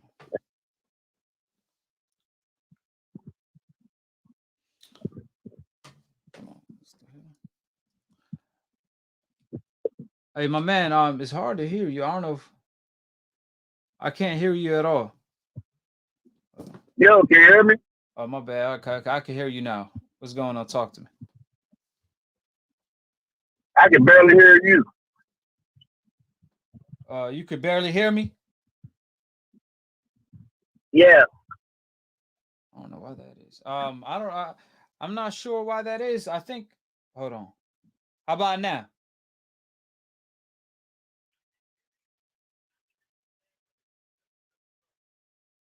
Yeah, I'll be honest with you. Hold on. How about now? It's still the same.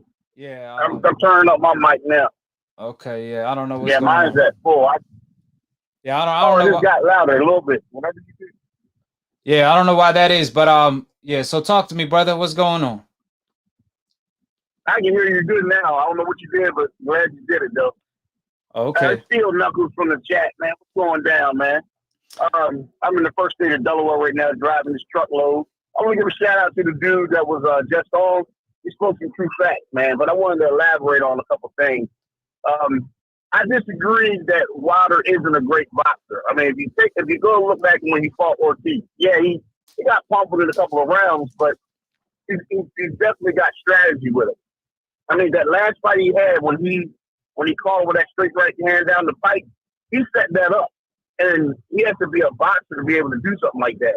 And he took on the early onslaught, and he came through with the knockout punch. You can't say this man is lucky 41 times in a row knocking people out, man. Come on, man. Yeah, that's no there's no luck against Ortiz. You know, Ortiz is arguably the most skillful heavyweight in the heavyweight division. They want to clown Ortiz being old, and Tyson Fury avoided Ortiz. Even Tyson Fury know how good Ortiz is because Dillian White avoided him. Anthony Joshua, truth be told, avoided him. So, you know, we know Tyson Fury is, Ortiz was the King Kong. He was the boogeyman at the heavyweight division, and Wilder fought him twice and floored him twice. So it ain't no luck about that. I mean, if you're going to paint a perfect picture, you know, I mean, you're obviously going to take time to paint that picture. But if somebody could just paint it like magic and just make it appear, then shit, that's even more impressive. Yeah. So if Wilder could just get the knockout like that every time, that's even more impressive. If you're gonna tell me he don't got no skill at all and he just throws a punch and he accidentally knock his opponent out, that don't happen at this level. There's no accidents at this level. There's obviously a skill to his madness. Deontay Wilder is a knockout artist, so that's what he's specialized in. You know, and that's why Tyson Fury had to resort to cheating. Even with all his skill, he had to cheat in order to actually beat Wilder because he knew his pillow-fisted self couldn't hurt Wilder. And remember, Ortiz couldn't even stop Wilder. However, Tyson Fury, pillow-fisted ass, he pretty much was beating up Wilder all around the ring. We already know what time it is. Yeah, he was drugged. You could tell. And he had something metal in his damn glove. I mean, you can see it. You can see that big balls on the top of his right hand. There was an egg weight or something he was hitting Wilder with. I mean, if he had power, he should have floored Wilder plenty of times in that fight. No knockdown in that fight was legitimate. None of them. The first one, when he hit him in the back of the head, he tried to push Wilder off balance. And then when he hit him with that body shot, if you go back and watch the tape, he tripped him. See Fury tripped him. Zach, man, come on, man. Like, I already know you know you done broke it down already. It's just that I don't like Fury at all. I do not think he is a great boxer like people claim that he is. Now, if you go back and watch his other fights, all he does is hook and hit people in the back of the head. He does that all the time. He's not really that skilled to me. I can see a big, fat, fleshy cheater in the ring that can't keep his gloves on that he disgusts me as a boxer, man. I don't understand why he's not banned, but yes, I do. He's got the complexion for the protection, as you say. Yeah, let me answer this dude right here. I got a super chat. I got a super chat real quick. Let me read it real quick. My man said, AKHi, do you respect Wilder opposition? Also, how can you say Joshua avoided Ortiz when he sent him an offer and sent his handler and his handlers confirmed it? So for your first question, so let me respond to him real quick. My man said, do you respect Wilder opposition? Of course. He fought the boogeyman, what's his name, Ortiz twice, and he fought Tyson Fury twice, and he also knocked out Vasyl and Stavern. So I mean, these just are a few names I threw out off the dome. So I mean, if you respect Tyson Fury, Wilder fought him. If you respect Ortiz, Wilder fought him. And to your second question, when you said, how can you say Joshua avoided him when Ortiz admitted that his handlers, pretty much turned down a fight with him? You got to remember, you can't take the timeline out of your statements. So Anthony Joshua avoided Ortiz when Ortiz was still undefeated. Remember, when Anthony Joshua fought Klitschko, he fought for Ortiz's vacant title. He was supposed to fight Ortiz for this vacant title because Tyson Fury vacated all the straps, right? So what Anthony Joshua did, he promised Ortiz. He was like, you know what? You signed under Matchroom. You signed under Eddie Hearn. So let me fight Klitschko for all of the belts that's on the line right now. The WBA, I believe, and the IBF, if I'm not mistaken. I think it was another one maybe on the line. No, I think it was only them two. So Ortiz agreed because he was under Matchroom at the time. He was fighting under Matchroom, which is Eddie Hearn. So after that, Anthony Joshua did not keep his promise. He did not fight Ortiz after that, and he fought Povetkin, I believe, or the other fight, the other guy who was a champion, Joseph Parker, I think. Or I don't know if that was before or after the Joseph Parker fight. That could have possibly been before. But my point is, he fought somebody other than Ortiz. He did not keep his promise. Eddie Hearn ended up making, I believe, he let Ortiz go out of his contract. So what did Deontay Wilder do? He cleaned up Anthony Joshua mess. Now, after Wilder knocked out Ortiz, a year later, after the Brazil situation and after Deontay Wilder couldn't get the Tyson Fury rematch right away, he agreed to fight Ortiz right after Brazil. I'm talking about Deontay Wilder. As soon as Wilder agreed to fight Ortiz after Brazil, that's when Anthony Joshua sent him an offer. But remember, Ortiz already got a fight lined up for him against Deontay Wilder, which is a Deontay Wilder rematch. He got paid $7 million for that fight. So when Anthony Joshua sent him an offer, he wanted to fight Anthony Joshua, but he couldn't because he already agreed on paper he will fight Deontay Wilder as soon as Wilder is done with Brazil. And that's why Anthony and Eddie Hearn knew that. When Eddie Hearn sent Ortiz the offer, he knew Ortiz was obligated to fight Deontay Wilder right after Brazil. So it was just pretty much a calculated move for Eddie Hearn to be like, oh, well, we offered Ortiz, the boogeyman, an offer, and he didn't accept it. So we had to fight Andy Ruiz. And then, ironically enough, Andy Ruiz ended up upsetting Anthony Joshua, beating him in the United States, I believe, in New York City. So my point is, you can't take you got to tell the whole story when you talk about that situation. Anthony Joshua did offer Ortiz, I believe, an offer of $6 to $7 million. At the time when he offered Andy Ruiz an offer. But remember, he was already obligated to fight Wilder. But he did avoid Ortiz when Ortiz was undefeated, and that's a fact. You know what I'm saying? But I just want to kind of put the information on the table for the people that's not informed. But yeah, go ahead, AKHi. Yeah, let me bring up something else. They're always talking about Wilder's opposition, right? Let's look at Fury before he actually fought Wilder. Who's the only person on his record that's actually credible? Yeah. Klitschko. Now, who else did he fight that was actually good? Right. That's a good question, isn't it? That's what I'm saying. I mean, Tyson, only Klitschko. That he only had Klitschko and Wilder. Other than Wilder and Klitschko, he fought nobody. I mean, his career is full of tomato cans as well. But they want to question Wilder. However, they don't want to question Tyson Fury, who's trying to avoid Wilder Trilogy in order to fight a nobody. And for Taco TV, man, listen, we snack on you, bro. So go ahead and call in. And you don't need no mod to help the call in. If you want to call in, go ahead. What's your area code? Don't be scared to call in. You know what I'm saying? Stop eating that wild boar, that contaminated meat that's not allowing your cojones to go and call in, bro. So yeah, so like I said before, you know, I forgot where I was at. He threw me off. About Fury's opposition, that was nothing before. He fought nobody, man. He only fought Wilder and Klitschko, and that's it. That's his career is made up of Wilder and Klitschko, and he cheated in both fights. He took steroids against Klitschko, and he ate wild boar against Wilder, and we don't know. That's how he probably lost all that weight. And then he obviously loaded up his gloves. He's a cheater. Caller Fury, my man, the guy who asked that question, he said, "Caller Fury resume is trash aside of from Klitschko." All right, well, at least we on the same page, you know what I'm saying? So yeah, that's what I'm talking about, you know. But at the end of the day, he had to cheat every time he stepped up, which is a bad look on his behalf, and they trying to paint him as this Superman, you know what I'm saying, just because he on the hope list.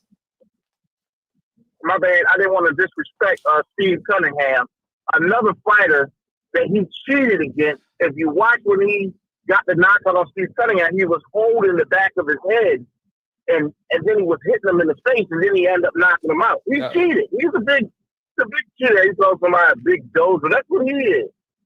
He's big dozer. Fury is trash, man. I don't understand why people would even hate on Wilder and use him as a person to hate on Wilder with. I mean, it's mind-boggling. Because Wilder's on the coincidental list. Wilder's on the coincidental list, my brother. Tyson Fury's on the hope list. That's what it all calmed down to. It ain't a coincidence that Wilder is receiving all this hate. You best believe this ain't a coincidence. This happened to Jack Johnson. This happened to Muhammad Ali. This happened to Sugar Ray Robertson. This happened to every coincidentalist fighter, and it happens to all of them till this day. You know what I'm saying? This ain't nothing new. That's what a fighter on the coincidentalist face. They tried who? Remember that McDonald shit that happened? Oh, they tried to get him.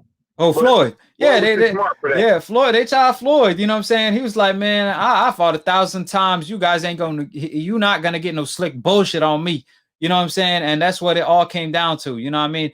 But let me go ahead and pick up the last call of the day. Appreciate you, my brother. Hold on, I think you're breaking up a little bit there. Yeah, so I said, you know, I'm going to go ahead and pick up the last call of the day. Anything you want to say? Anything last you want to say? Okay. All right. Thanks, man. Yes, sir. Appreciate you for calling in, my brother. Hey, take it easy, bro. And who you picking for this weekend? Oh, man. My mind did. I forgot to ask him the $1 million question. Who this is and where you calling from? AKHi. Yes, sir. AKHi, what's going on? Yes, sir. Yeah. I'm listening to you talk, and very interesting, but I want to ask a couple of questions, actually. And, you know, I hear you talking about that Tyson Fury didn't fight nobody besides Joshua. I mean, he fought Chisora when Chisora was knocking people out back in the day. Everybody beat Chisora. Everybody beat him up, man. I mean, Chisora got like 20 losses. No, that's recent. I'm talking about when Chisora was when Chisora was knocking everybody else out. That's what I'm talking about. Man, Hey knocked him out. Everybody knocked him out. You gotta use the timeline. You gotta use the timeline, my brother. You gotta go by the timeline. So did he fight him before Hey knocked him out or after Hey knocked him out?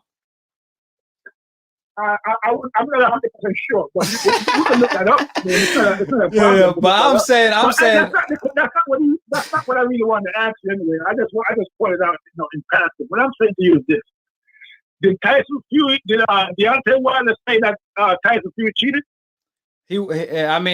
I'll let the champ speak for himself when he comes out, but he does have. I'm saying, did he say that? Have you heard him say that? The champ is gonna come out and have a big announcement. He gonna have plenty to say. Say that? Answer the question. No, I haven't heard. I haven't spoke to Wilder. No, I don't have Wilder contact information, but I will, inshallah, I will interview him on split decision, inshallah, in the future. I will, but I mean, if I could make that happen, but I haven't spoke to him. I haven't spoke to him. You didn't hear him say that, right? I never spoke to him. I never spoke to him. I don't know if he did or he didn't. I never spoke to him. Whether you spoke to him or not, I'm saying to you, you haven't heard him say that. He hasn't said to anybody. Okay, those are the facts. I haven't. Okay? I talked to Deontay Wilder team. I interviewed Deontay Wilder team, and they confirmed Tyson Fury cheated, my brother. Who confirmed that? Tay Jones. Tay Jones. Tay Jones. Come on, man. Come on. Tay Jones. Second, third, fourth hand. So how you? Okay, so you want to disagree? All right. So let's talk about it, because we've been waiting on the decaf, my brother. So how you explain the gloves being tampered?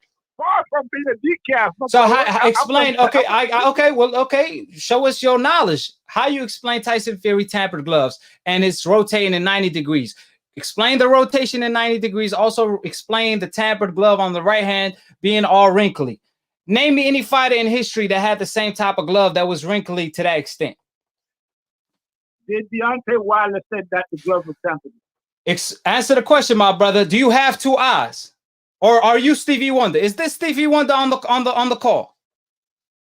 No, listen, man. I answered your question. I already answered your question. I told you I talked to Deontay Wilder team, and I interviewed Deontay Wilder team on Split Decision episode 52, and they confirmed everything.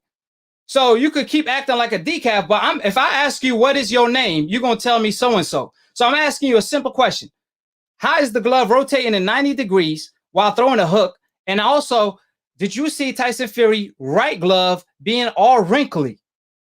How you explain that? I mean, wrinkly. What the hell does that mean? Wrinkly. Wrinkly, like it was clearly tampered with. You could see the glove manipulated. Like, do you speak any English? You see, when the truth is spoken, you act like now you can't hear, like you deaf. I'm asking you a simple question. Cheated. The glove was wrinkly, so that means you cheated. What are you talking about? Did you see his glove look wrinkly? Like you could tell it was manipulated with. So you're saying the glove was wrinkly, so automatically that means Tyson Fury cheated. You tell me, have you ever seen a glove like that? Have you ever seen a glove that looked like it was used for the past 5 years when it's brand new? Bro, that doesn't, just because a glove is wrinkly, that doesn't automatically how do you explain? How do you? Okay. So have any fighter in the past cheated, decaf? Have any fighter in the past loaded up his gloves and tampered with it? Answer that question. Of course. That goes without saying. Name me a few. Can you name me a few? Can you name me a few? Well, I know that in that fight that Cotto had with that I forgot the guy's name that he cheated. Margarito and Resto. Exactly. Cotto came out and said he cheated. Okay, right. Cotto said that. His team said that. Okay. It matters. Everybody said it. Well, Wilder team already came out and said it too. Tay Jones, check out Split Decision episode 52. His team confirmed that they already got all the pictures. You want to act like Stevie Wonder. You want to act like you don't got no eyes. You want to act like you don't speak any English. You want to act like you don't know what wrinkly means. You want to act like you didn't see Tyson Fury glove wrinkly like it been used for the past 5 years when the glove's supposed to be brand new. It had no knuckle. It had no padding on the knuckle area. You want to act like you didn't see all of that. You want to act like you're a decaf. However, you want to talk with some sense. Those two things don't go together. So, like I said, fighters cheated in the past. From Margarito to Rusto, they try to do Floyd Mayweather the same way, and that's what Tyson Fury did. He pretty much tampered with his glove. Now you want to talk about Wilder. I already told you Wilder is gonna come out and have a big announcement. So just wait on it. For the meantime, I'm asking you a simple question. So, what do you have to say before I let you go when it comes to the glove being tampered with and wrinkly? As I know you saw the pictures. Don't act like Stevie Wonder. So what do you say to that? You don't think anything was suspicious with them gloves? You don't think nothing is suspicious with them gloves? You don't let me talk. So if you're gonna keep but do you listen? So answer this question. Do you don't think anything was wrong with them gloves? You didn't see nothing wrong? I did not hear nothing from Deontay Wilder or his manager. I don't give a damn about Wilder. I'm asking you a simple question. I'm talking about you. Why are you talking about Wilder? I'm talking about you. Do you see anything wrong with the glove rotating in 90 degrees? Do you see that every day? Can you name me any other fighter with his glove rotating 90 degrees? That's a talk. I want to hear from Deontay Wilder that Tyson Fury cheated. If I hear from Deontay Wilder that Tyson Fury cheated, then I'm going to say, okay, well, I'm going to look at that. You're going to accept it? Oh, hold on. Are you going to? So if Wilder says it, you believe it? If Wilder says it, you believe it? Is that what you're saying? I'm saying to you that if I hear from Wilder, I'll consider it. Okay. Oh, you consider? I don't give a damn what you consider. If you don't believe your eyes, then that's on you. If you're a super decaf on steroids, you don't believe what your eyes tell you, but you're gonna believe the WBC president Suleiman, who lied on more than one occasion, who said that Margarito was innocent. If you rather believe him than believe your eyes, then you're a decaf. Live with it. You're a non-believer. I don't give a damn what you believe. I could care less. So I'm asking you a simple question. Explain to me a glove rotating in 90 degrees while he throwing the hook. Explain that to me. What Deontay Wilder and Tyson Fury.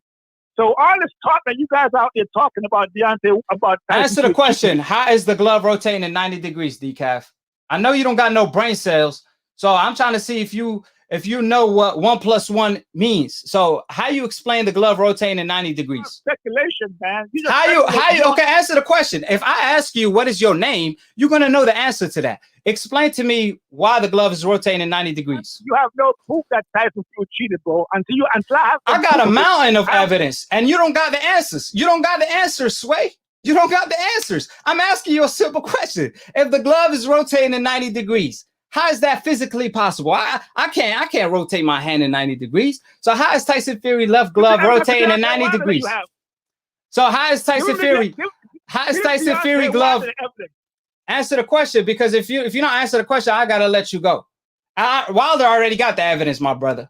I already sent Tay Jones everything. He got everything, matter of fact. So answer the question. Come on, say something about it. He will, but he want to get his revenge. Wilder is a warrior. He want to get his revenge with his own hand. Then he gonna come out and expose Fury. So you just wait on it.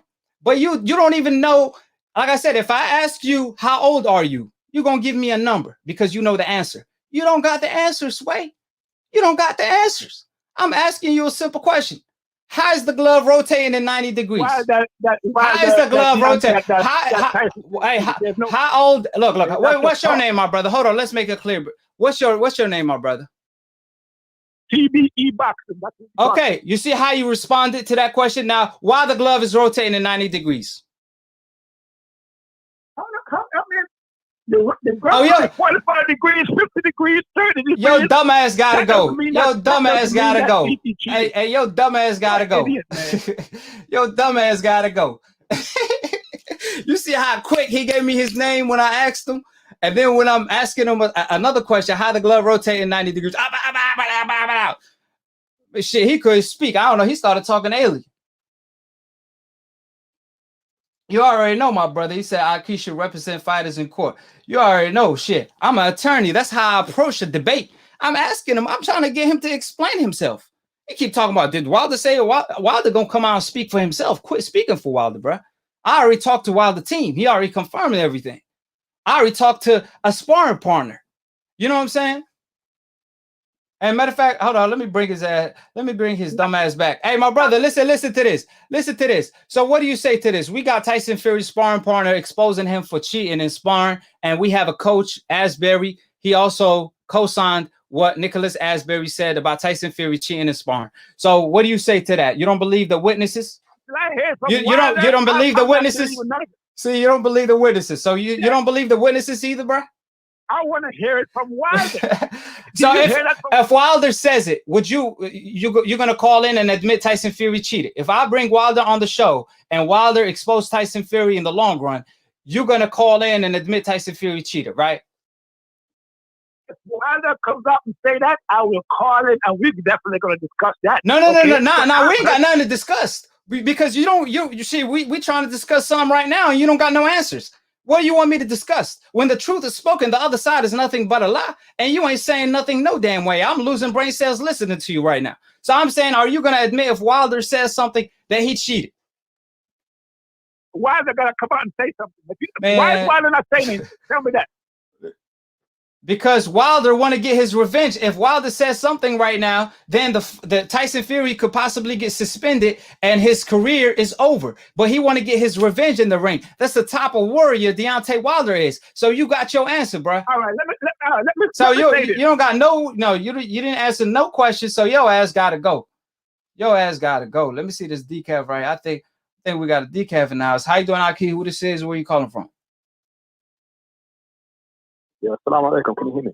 Walaikum assalam. What's going on? I felt like I already bodied this guy. I feel like you already got bodied, my brother. Is that true? Oh, Yo, man. Is my voice Hey, my man. Hello? Oh, shit. Well, I got time anyways. Well, call in again. My camera about to die, so I'm going to go ahead and just finish the show. You know what I'm saying? I got to check the camera battery real quick. I'll be right back.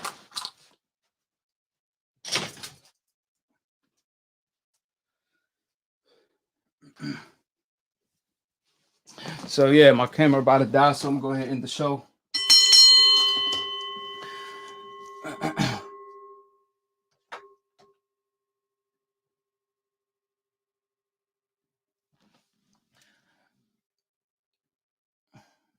Subscribe below if you're trying to get smart about the minute. If you're trying to get dumb about a second, don't. And listen to these decafs, the dumb casual ass fans that don't know shit about boxing. Words You don't know shit May he rest in peace. about boxing.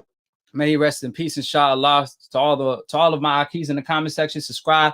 Click on the notification bell. To all the decafs, if I had a lower IQ, I could have enjoyed y'all pathetic debate. So please come with a better debate next time. To all of the decafs in the comment section, please go with some cojones and call in. I mean, I'm on the show for 2 hours waiting on a decaf to call in, praying on a decaf to call in. We finally got one in today. I caught a body. Easy work, but we need more decafs to call in. You really make our day. You decafs make our day. Haters amuse me at the end of the day. So please call in. I can't pay a decaf to call in. I wish a decaf would call in. Why you decaf stay hating in the comment section, making me more money instead of calling in? You already know what the motto is. Anybody can get it. But you could call me the can man. Anybody can get it. It don't matter where you from, where you is. You can always get it. Anybody can get it. Call me the can man. And I wish a decaf would call in. Man, like I said, I ran out of decafs. And to this day, I can't pay a decaf to call in. So with that being stated, I appreciate everybody that's tuning in. It's clear as day that the truth will always come out. Quit treating AKHi like the Iron Mike of debating and call in. 3 things that will always come out: the sun, the moon, and the truth. That's why these decafs are shook, because the truth is their kryptonite. Is always destiny for the truth to come out. What happens in the dark will always come to light. And that's pretty much the case. I mean, let the decafs tell it. The truth don't even gotta come find them. They come to find the truth. That's why they all tuning in. That's why the decafs all here, but they don't have no cojones to call in, because the decaf kryptonite is the truth. So they don't have no cojones to face that. So grow some cojones and call in next time. Shout out to everybody in the chat. TB Boxing, quit trolling. We was on the show for the whole time, and now when the show is over, you want to talk crap. There's no numbers in the press conference. There's no numbers, but you decafs not popping up. You decafs not popping up. So shout out to OG Swag and everybody. Davis in the house.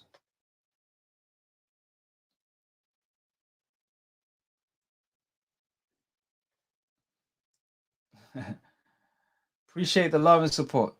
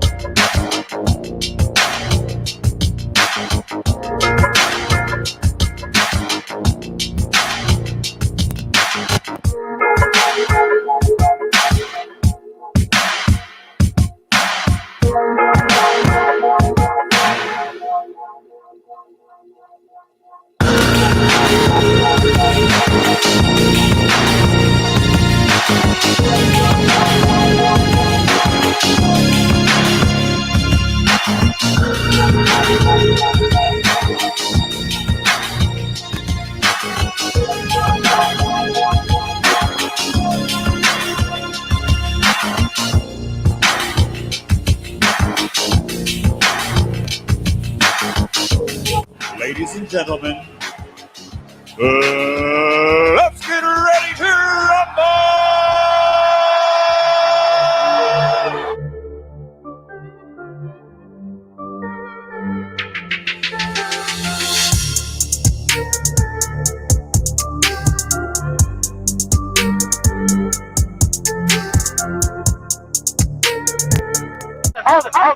Hold it, you're not that pretty. I'm a man.